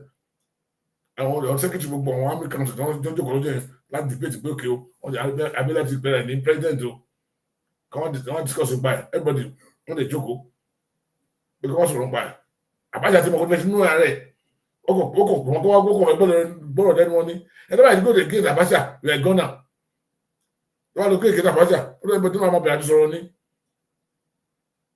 Ọlọ́run gbogbo everybody sọ̀rọ̀ ó ní ìfọ́sọ̀ lọ́kọ́sọ̀ ó ń mọ́ sọ pé àwọn Yorùbá àgbà mi ìgbẹ́ kàmá ṣe lọ́hùn ó ń díyà lọ́gbà díyà sọ̀rọ̀ díyà wà bitter with emotion díyà ní sọ̀rọ̀ díyà tí àwọn Yorùbá ń bú nìyẹn díyà tí gbogbo Yorùbá condemn tó ń lé ìmọ́gi nìyẹn ó ń díyà lọ́kọ́ sọ̀rọ̀ pé kí ni ààrẹ Sàbẹ́lá fún kí ni ìdàpọ̀ ààrẹ Sàbẹ́lá kí ló ṣe lọ sórí CNN ni kí ọ̀rẹ́ kí ni kan yẹ kó wà níbi kan kọ́nà kan ó kọ́ àrẹ láṣẹ kí ni ẹni ṣe pẹ̀lú àwọn táwọn àmì ìyàwó ló gbẹ̀lú tìmọ́lé kí lẹ tìmọ́lé fún kí ni ríṣì náà fi lọ ààrẹ ẹsẹ̀ àbísí àbẹ̀sí ní púrẹ̀mù lábàṣà nìyẹn wọ́n ní pẹ̀lú ẹ̀ mọ́tò bí àfi sọ̀rọ̀ lọ́jọ́ yẹn pẹ̀lú bínú gbogbo everything ló fi sọ̀rọ̀ lọ́jọ́ yẹn ní gbogbo ọgbà táwọn ti sọ̀rọ̀ tó Abacha ni mo sọ pé Abacha wà ní ológun nìyẹn tó dábàá ń bílẹ̀ mọ̀ pé ìgbà tó wà nìkan kò ṣe ọkàn kí ló kọ̀ mọ́ pẹ̀lú pàfẹ́ ṣe ọkàn ó kọ̀ lọ pàṣẹ mẹ́rin làwọn kọ̀ wà gbàtẹ́ mọ̀ ìṣẹ̀lẹ̀ di politician náà yìí máa rò pé àwọn fẹ́ ṣe ọkàn ṣe ọkàn ó ní ìgbà tí àwọn ṣe tán àwọn dẹ̀ náwó tó gbọ́ àwọn fẹ́ sọ̀rọ̀ ó ní Abacha pé Bọ̀dé ìkan pé we are part of this kini ẹyin ló lè wà wọ́n ṣẹ́kìṣẹ́ kini ò lè sọ ó ní gbogbo ọjà gbogbo ó lọ sí àyè pé òun fún wọn lẹ́wọ̀n ní ìkọ́dọ̀ fẹ́ sọ. bàbá wọn di gíláàfù lẹ́tà wọn sọ wọn gbé kini tó pé wọn fẹ́ sọ pé bí táwọn kan ti yarí pé Abacha ló kọ̀ọ̀sẹ̀ Abacha ní òun ló kọ̀ọ̀sẹ̀ ó wà láwọn àwọn kan ọkọ̀ tó yàn sí kábínẹ̀tì ẹ̀ àwọn gbọ́ ìlẹ́rẹ̀ tán ó dẹ̀ làwọn lọ sí pépà wọ́n bẹ̀ sí lọ sọ̀rọ̀ bákà wọn kan àti yẹ́mọ̀ wọ́n bẹ̀ sí bílẹ̀ Abacha ló kọ́ ọ̀sẹ̀ ọmọ tó lọ sọ di mínísítà bákà wọn kan àwọn tó dẹ̀ ń sọ̀rọ̀ yìí àwọn tó wá láti south ni àwọn southern officer ni Abacha ń dẹ̀ náwó sókè mo fẹ́ Abacha ní kó má sọ̀rọ̀ wọ́n fẹ́ lọ létà àwọn ọ̀dọ́ pé ẹ jẹ́ kí Bọ̀dé sọ̀rọ̀ náà Abacha ń dẹ̀ sọ̀rọ̀ pé ẹ̀sà pé Abẹ́lá tán ààrẹ sí pé Abẹ́lá kí ni ààrẹ ẹ̀sẹ̀ fún àdúgbò ní ibi tó ti wọ́n mú Abẹ́lá ti declare yìí ìlú ìyẹn kò declare kí bí ìgbàdẹ kan fẹ́ máa parọ́ lára lórí ẹ̀ ní àti ààrẹ ẹ̀sẹ̀ kí Abẹ́lá ààrẹ ẹ̀sẹ̀ fún kí ni ẹ̀sẹ̀ tó ṣẹ̀ kí bákan pé kò ní ìdáhùn ìwà ìgbẹ́ lọ ààrẹ ẹ̀sẹ̀ pé ká ààrẹ ẹ̀sẹ̀ náà kẹ̀kẹ́ ààrẹ ẹ̀sẹ̀ Abacha ló ń lè sọ yẹn ó ní alẹ́ ọjọ́ yẹn gangan tó ń tọrọ yẹn ó lọ ń pípé àkàn fún díà lọ́wọ́ ní lọ́fíìsì wọn ti dì lọlé ọ̀rẹ́ wọn tó wà ní kọ́ọ̀sì ní Germany tó pé Bọ̀dé pé ṣé wọ́n ti rìtáyà wọn kẹ bá wọn pé Abacha wàhálà ológun lèmi tó tíra ìṣọ́ fún yẹn o Abacha wàhálà ológun gbogbo àwọn kan ti jìyà tó rọ ọmọ Yorùbá ìlọ́dọ̀ tó dé kó ti jìyà tẹ́yàn mọ̀ pé wọ́n ti sọ́fà tó ti tún kún ju kún ó ti jìyà lórí òótọ́ tó ń sọ ọ̀pọ̀ rẹpẹtẹ táwa ò mọ̀ tẹbi àdèmọ bú wọn bàbá ní ọjọ́ yẹn náà ìtayà wọn gbọ́ pé ọ̀nà pé náà wọn wà lọ́fíìsì gbá pé òun ti gbọ́ pé wọn ní ìtayà wọn náà pé àwọn èèyàn yìí jókè pé ìtàn náà pé wọn ti ìtayà létọ́tọ́ lọ́dún lọ́kẹ́rù ọjọ́ kejì Àbáyà ní kó wọn bá wọn ní wọn rìn lọ́fíìsì wọn bá Abacha mọ́ kí ló wá sọ kí ló wá fi sà kí ló wá sọ ọ̀nà pé Bọ̀dé kí ló wá ṣe ń sìn pé òun pa sílé bàbá òun yẹn ó lóun dẹni kan fẹ́ pé ló fẹ́ lọ ṣe é ti pé Àbáyà tó rìtáyà tó ń bèèrè pé òun tó ń bèèrè lọ́wọ́ pé kí ló fẹ́ ṣe é sí òun ló lè lọ kó rìtáyà ẹ̀ bíkọ́ tó pé nǹkan tábàyà fẹ́ gbọ́lẹ̀ nìkan ló sọ Àbáyà nìkan ní final say so àwọn ológun ló wọ̀sù láyé ológun ló wọ̀sù jù ìkànnà fi pé àfi máa kọ̀pẹ́ àwọn ológun pẹ̀lú civilian pé wọ́n ṣe yẹn ẹ̀ka gbàgbé ọ̀rọ̀ tó pé bàbá ọ̀rẹ́ mi Ọlátúnjí ló sọ̀rọ̀ lẹ́kí máa sọ̀rọ̀ yẹn pé bí wọ́n gbàtà wà lóńdó ṣe wọn ṣe wọn kan at that time kí ni ológun mọ̀ gbogbo táìmù yẹn kí ni ológun mọ̀ pàṣẹ wà yẹn kan ló ń pàṣẹ tó bó ṣe rìtáyà bàbá nìyẹn o pẹ̀lú òótọ́ tó sọ nǹkan nílé bàbá George tó fi rìtáyà kúrò nínú army nìyẹn ní navy ní bàbá di dáì lọ kọ́ọ̀tì gbogbo sábìsì wọn kọ́ọ̀tì short lọ́pọ̀ sọ̀tọ̀ àwọn tó ń gbè lọ́yìn Àbácha ń dà mí tó ń sọpọ́tì tó ń kó èké sí àwọn southern officer àwọn gbogbo wọn jẹ́ pé they are from south ní wọ́n wà ń bẹ̀rù this guy máa jẹ́ pé ẹ̀ka dẹ̀ máa dákọ̀ ẹ̀ka ṣe ní àwọn kan wíwá tàbí ẹ̀ka máa name and shame them àwọn tó bá ń gó èké sí ilẹ̀ south ó yẹ kí gbogbo ẹ̀ máa mọ̀ wọ́n ó yẹ ká máa name ẹ̀ka máa tẹ̀ máa sọ pé àti ẹ̀ ń há ìdórúkọ wọn à ń gbé wọn ẹ̀ tá à ń sọ máa tẹ̀ dákọ̀ ẹ̀ lẹ́nu yìí ó ti kú sí late Ahigbe gangan Ahigbe lọ́kọ́ go against jùbẹ̀ ó ní mo sọ lẹ́nu yìí mo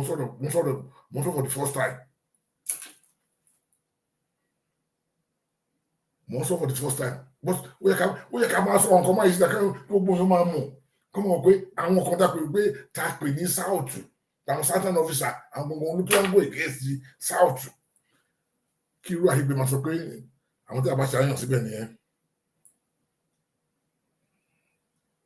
bí èyí tún àbáyà ló ń blame tàbí lè rí fáàsì àwọn àbáyà tàbí àyígbé rí fáàsì dàmí ẹ wọ́n rí fáàsì fún àwọn kí ló rí fáàsì àwọn ẹ tó ní kí ní dàmí ẹ àwọn kí wọ́n ní pé night Hebrew to the paper in time yẹn àwọn olùsọ́wọ́sì pé níwájú la ẹ̀sùn kan èèyàn wọn sí cabinet àwọn ló ń blame náà èèyàn wọn sí cabinet wọ́n la wọ́n gbé kan lọ ẹ̀dínwó jáde ló pọ̀ ẹ̀wù náà ó lè jẹ́ wálé sí eré àkàn náà ni ó tún pé òun ojú ṣáájú àwọn iṣẹ́ tí àwọn àhígbè yẹn ṣe nìyẹn pàtó wọn service tó go against the south town kìíní àwọn ọdún pọ̀ mọ́ tẹ̀tí tó ti ṣí ọ̀nà south tó ti gbọ́ tó di kìíní nìyẹn ojú ṣáájú. So ó yẹ kí akẹ́kọ̀ọ́ ṣe ní mo fẹ́ sọ ọ́ tẹ́lẹ̀ bọ̀ I have to say it out today pé kó wà ní rẹ́kọ̀dù pé gbogbo èèyàn mọ̀ pé àwọn kan wà jẹ́ pé ká máa fojú wò wọ́n òun lè gbọ́ lẹ́nu mi lẹ́nu ìgbọ́n tó sọ ti wà ní history forever ó ti wà ní akáàdì wà ní gbogbo ayé ń gbọ́ tí mo sọ ó pùn mí lórí kí lẹ́nu àyígbè náà lọ pé ó sọ pé náà pé àbáyà ló ń blame. So a gbọ́dọ̀ máa dárúkọ àwọn tó bá ti rún nǹkan mẹ́wọ̀n ẹ̀ wọ́n yàn pé àwọn kan wà ṣe pé ta máa fi pé èèyàn gidi wọn dẹ́pẹ́ wọn southern officer àkàrí náà olúwa kó dárí ẹ̀ṣẹ̀ ìjì ń bẹ́ wà lẹ́ni gbogbo náà la máa lọ one by one gbogbo náà la máa lọ èmi náà máa lọ ìwọ náà máa lọ lọ́la bọ̀dù nígbà tó bá ṣe lé ní ọ̀tọ̀ ló bá dọ̀la mi ò sọ ọ̀rọ̀ eré bọ̀ mo ń sọ̀rọ̀ fọ́sà lórí ojú kámẹ́rà lẹ́ni torí pé ẹjọ́ máa tó máa gbọ́ nǹkan yìí tó mọ̀ pé àwọn kan wà tẹ́ pé wọ́n ti dalẹ̀ south fún àwọn wọ̀nyí ní north wọ́n ti dalẹ̀ south bàtọ́ ń mú Abíọ́lá tó ti Abíọ́lá mọ́lé táwọn gbọ́dọ̀ pé ẹ̀bá máa rẹ́sì Abíọ́lá ẹ̀bá máa ti bá kan kan táwọn sọ pé gbẹ́gbẹ́ rẹ́sì ìgbà kan kan tí wọ́n lè jáde pé àbáyọ ló ní blame àbáyọ ló tọrọ ètì ẹ̀ ìgbóhùn ló gbà àwọn kan tó wà láwọn ní gọ́ọ̀mẹ̀ntì ẹ̀ tó bá sọ̀rọ̀ tó ń bá kan kan lórí àbáyọ máa wú ni lórí àbáyọ máa wú ni ẹ wo ìyà tí àbáyọ jẹ àwọn tó wọ post ẹ àwọn bòde George àwọn díà wọ́n mọ̀ sí ààrẹ tí máa kí ní ẹ̀ṣẹ̀ tí máa yíṣẹ́ ń bo ní àyígbè tí wá from Edo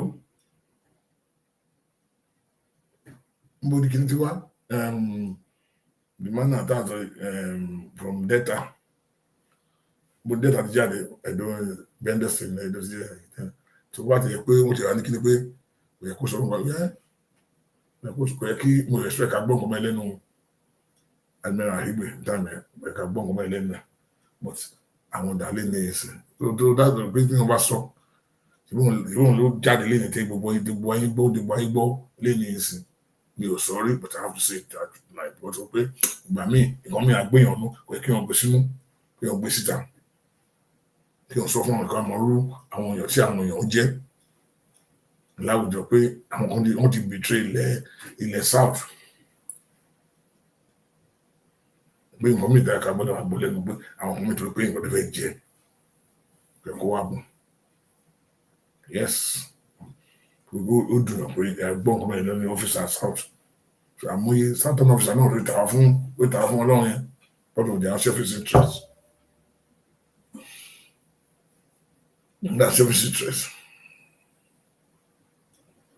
that's selfish interest I'm sure gbogbo àwọn tó wà níbẹ̀ lọ́jọ́ yẹn tó bá gbọ́ kí ní alẹ́ ọmọ pé ó tọ́ ni máa yẹ sọjá ẹlẹ́nu wọn tó máa wà láyé láàrin àwọn officers tó wà ní council lọ́jọ́ yẹn tó wà bẹ́ẹ̀ wà tó ṣe meeting lọ́jọ́ yẹn pé lóòótọ́ ni àyígbè sọ ọkọ̀ tó sọ yẹn àyígbè òsì láyé kó wá defend ara ilé ni but àwọn tó bá wà ń bẹ̀ wọ́n sọ pé lóòótọ́ láyígbè sọ ọmọ yìí tí wọ́n gbọ́ lẹ́nu máa ilé ni he's not here to defend himself wọn dẹ̀ ń pa owó kó ọ̀hún bọ́n kọ́ta gbókù sọ níbẹ̀ ní ìgbéyàwó Sunday bọ́n kọ́ta gbókù sọ níbẹ̀ nìyẹn wọn là ń sọ lẹ́nu wọn lè mi ò sí níbẹ̀ pẹ̀lú wọn nkọ́ta gbókù sọ ní mítì ẹ̀ táìmì nìyẹn so nǹkan mi wà jẹ́ pé ìbàjẹ́ ni olùkọ̀ọ̀bọ̀rọ̀ wa ó pé ká dúró lórí òótọ́ ká dúró lórí òdodo olùbọ̀rọ̀ ìwà lálẹ́ tàbá kú gbọ́dọ̀ ṣe àwọn èèyàn máa sọ́n pa wa àti dáadáa ni o àti burúkú ni wọ́n máa sọ́n pa wa ọmọ wọn á máa gbọ́n pa ẹ̀ gbogbo ohun tí wọ́n máa gbọ́n pa ẹ̀ ohun tí mo ṣe lé ní tí bá dọ́tí àgbáyé lé ní wọ́n yìí máa play pé èmi ò lélẹ̀ nǹkan tó sọ táìmù lé ohun ti wà nílẹ̀ forever ó lè jẹ́ ọ̀nà máa lò pé máa yìí tó sọ báyìí tá ń báyìí ẹ̀ka play o tí bá ti lọ jáde ní ìdàgbà tí mo darúgbó á play àwọn èèyàn sọ ohun tẹ́ máa ṣe lẹ́yìn tó bá dọ̀là ètò tó bá dọ̀là sọ ẹ̀jẹ̀ kan ká ṣe rè mọ́ wa lọ́wọ́ nǹkan ṣe rè mọ́ wa lọ́wọ́ so ẹṣẹ́ ẹ̀yìn èèyàn mo dúpẹ́ lọ́wọ́ gbogbo yín ojú òní tì ẹ ṣé gan mo dúpẹ́ ẹ jẹ́ kí a parí ètò ẹ jẹ́ ká lọ sùn ẹ ṣé mo dúpẹ́ lọ́wọ́ gbogbo yín Mr. Emilokan.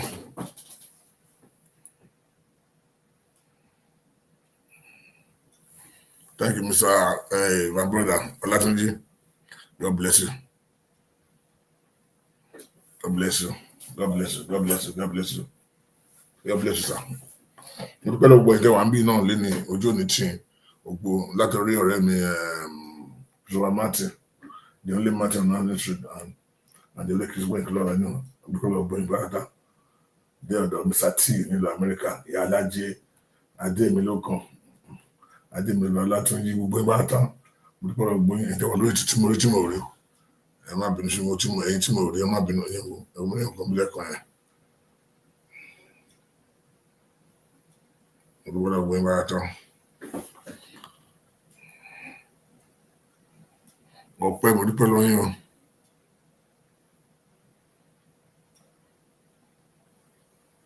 you see money land use ẹ̀gbọ́n sí money land use without ìṣẹ́rí bẹ́ẹ̀. We cannot put military in a range.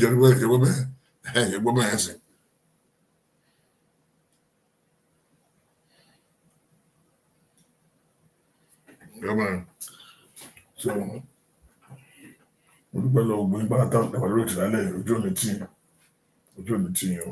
so, HOT, and about come across this video about share. About share. I tell about it, tell him lórí TikTok. How much look at TikTok.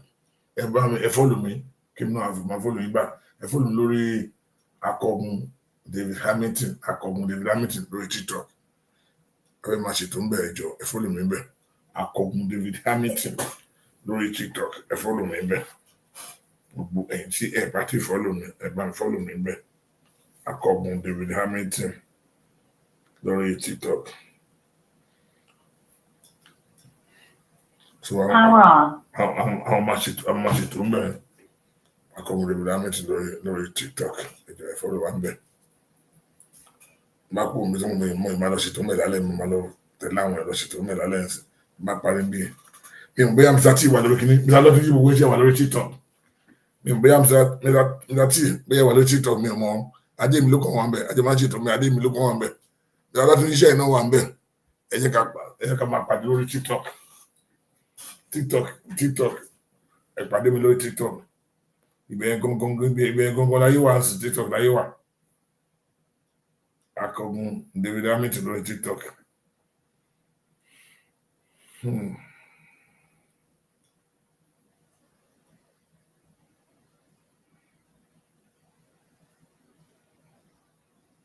Mo like ọ̀kan láyé ọ̀pọ̀ tó ń pè ní kí ni mo like ẹ̀ ọ̀pọ̀ tó ń pè Putin mo like ẹ̀ wájú.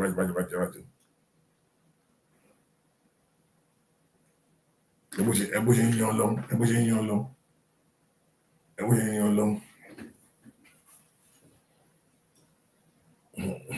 Láyé bá ń bá àwọn ọmọ ṣe wà ní. Ògbésí ẹ̀rọ ní bọ́ọ̀tì.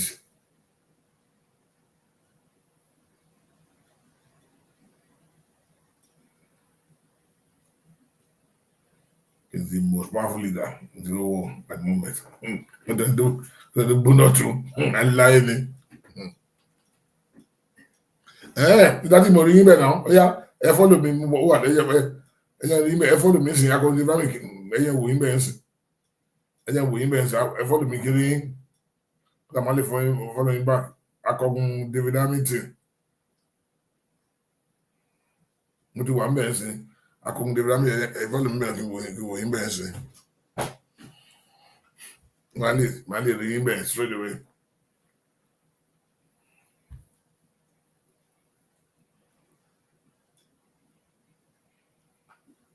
Ní ti rí yín o.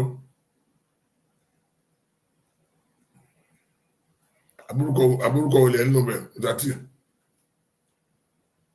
Ẹni tó láti yẹ náà fẹ́ ẹ̀yẹ rí yín bẹ̀. Ẹ̀yẹ rí ẹ̀yẹ rí mo sọ títọ̀ ti kún ibẹ̀ gbogbo ayé wà ń sìn gbogbo bẹ̀ ti kún.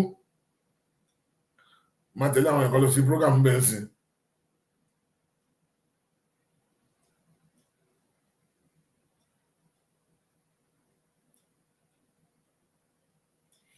Ibẹ̀ ti kún. Okay, à ń tẹ̀lé mi akọgun David Hamilton.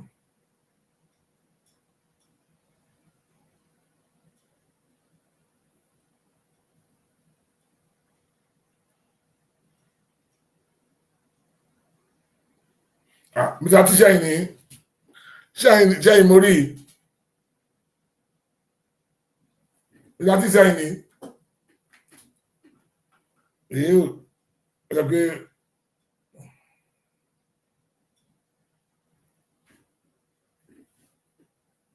okay go olùrọ̀ yín back o.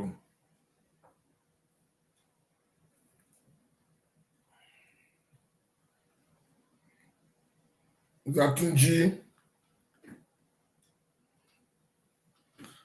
Okay, well, I'm following back, okay. Zatunji, I'm following Zatunji. Mr. Zatunji, come. Are you there? Okay. I'm following back, inside. I'm following. How much program? But enough, like how much program tell me. TikTok láyé wá sí TikTok láyé wá gbogbo oríṣiríṣi ó ti kún èmi ò mọ̀ lágbọ́jọ́ ibẹ̀ ti kún àkúfàyà ohun tí kò lórí Facebook tán bẹ́ẹ̀ ni ẹ bá gbọ́ correct program ibẹ̀ ni máa gbọ́ correct program. And we have a lot of intelligent people there who are lórí TikTok intelligent people brilliant people who are there. Oh my God.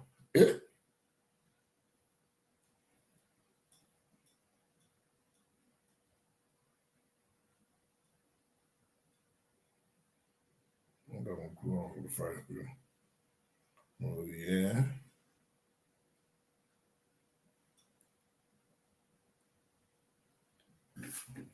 Go.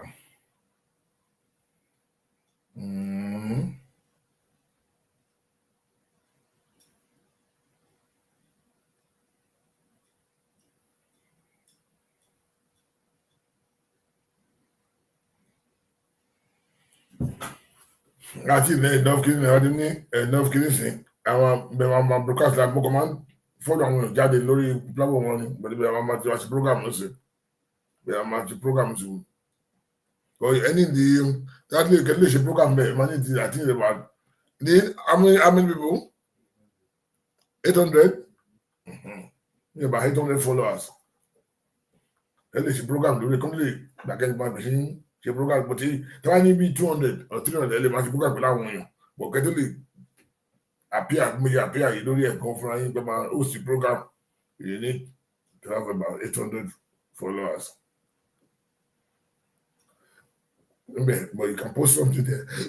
Ẹ bá post nǹkan síbẹ̀ mo tẹ́wá ìyẹn láwọn tí ó lè máa host nǹkan TikTok ibẹ̀ ni kò sóòótọ́ ní gbọ́n tó kù yẹn TikTok lè máa rí nǹkan tó sì ní mẹ́sìn kìíní TikTok lè máa rí. Gbogbo tó wọ́n tẹ́ ẹ̀rí lórí kíní wọ̀nyí ìjọba ti máa rí òótọ́ tó wà bọ̀ gangan rí kíní tó wà bọ̀ gangan TikTok lè ti máa rí gbẹ̀yìn ti máa rí ibẹ̀ láti máa ń bá wọn pò ń sìn ẹ ṣe gan mo dúpẹ́ lọ́wọ́ gbogbo yín ojú òní tì yín ẹ ṣe gan èmi ò tí ì sùn mọ́ ìwà lórí TikTok o mo lọ bá àwọn kan ṣe program lórí TikTok yín sìn ẹ ṣe gan ojú òní tì yín báyìí fún mi Mr. T mo lè pè nínú ẹ bá ti ṣe báyìí ẹ ṣe Mr. Atunji God bless you akọgun lèmi jẹ́ akọgun Oòduà.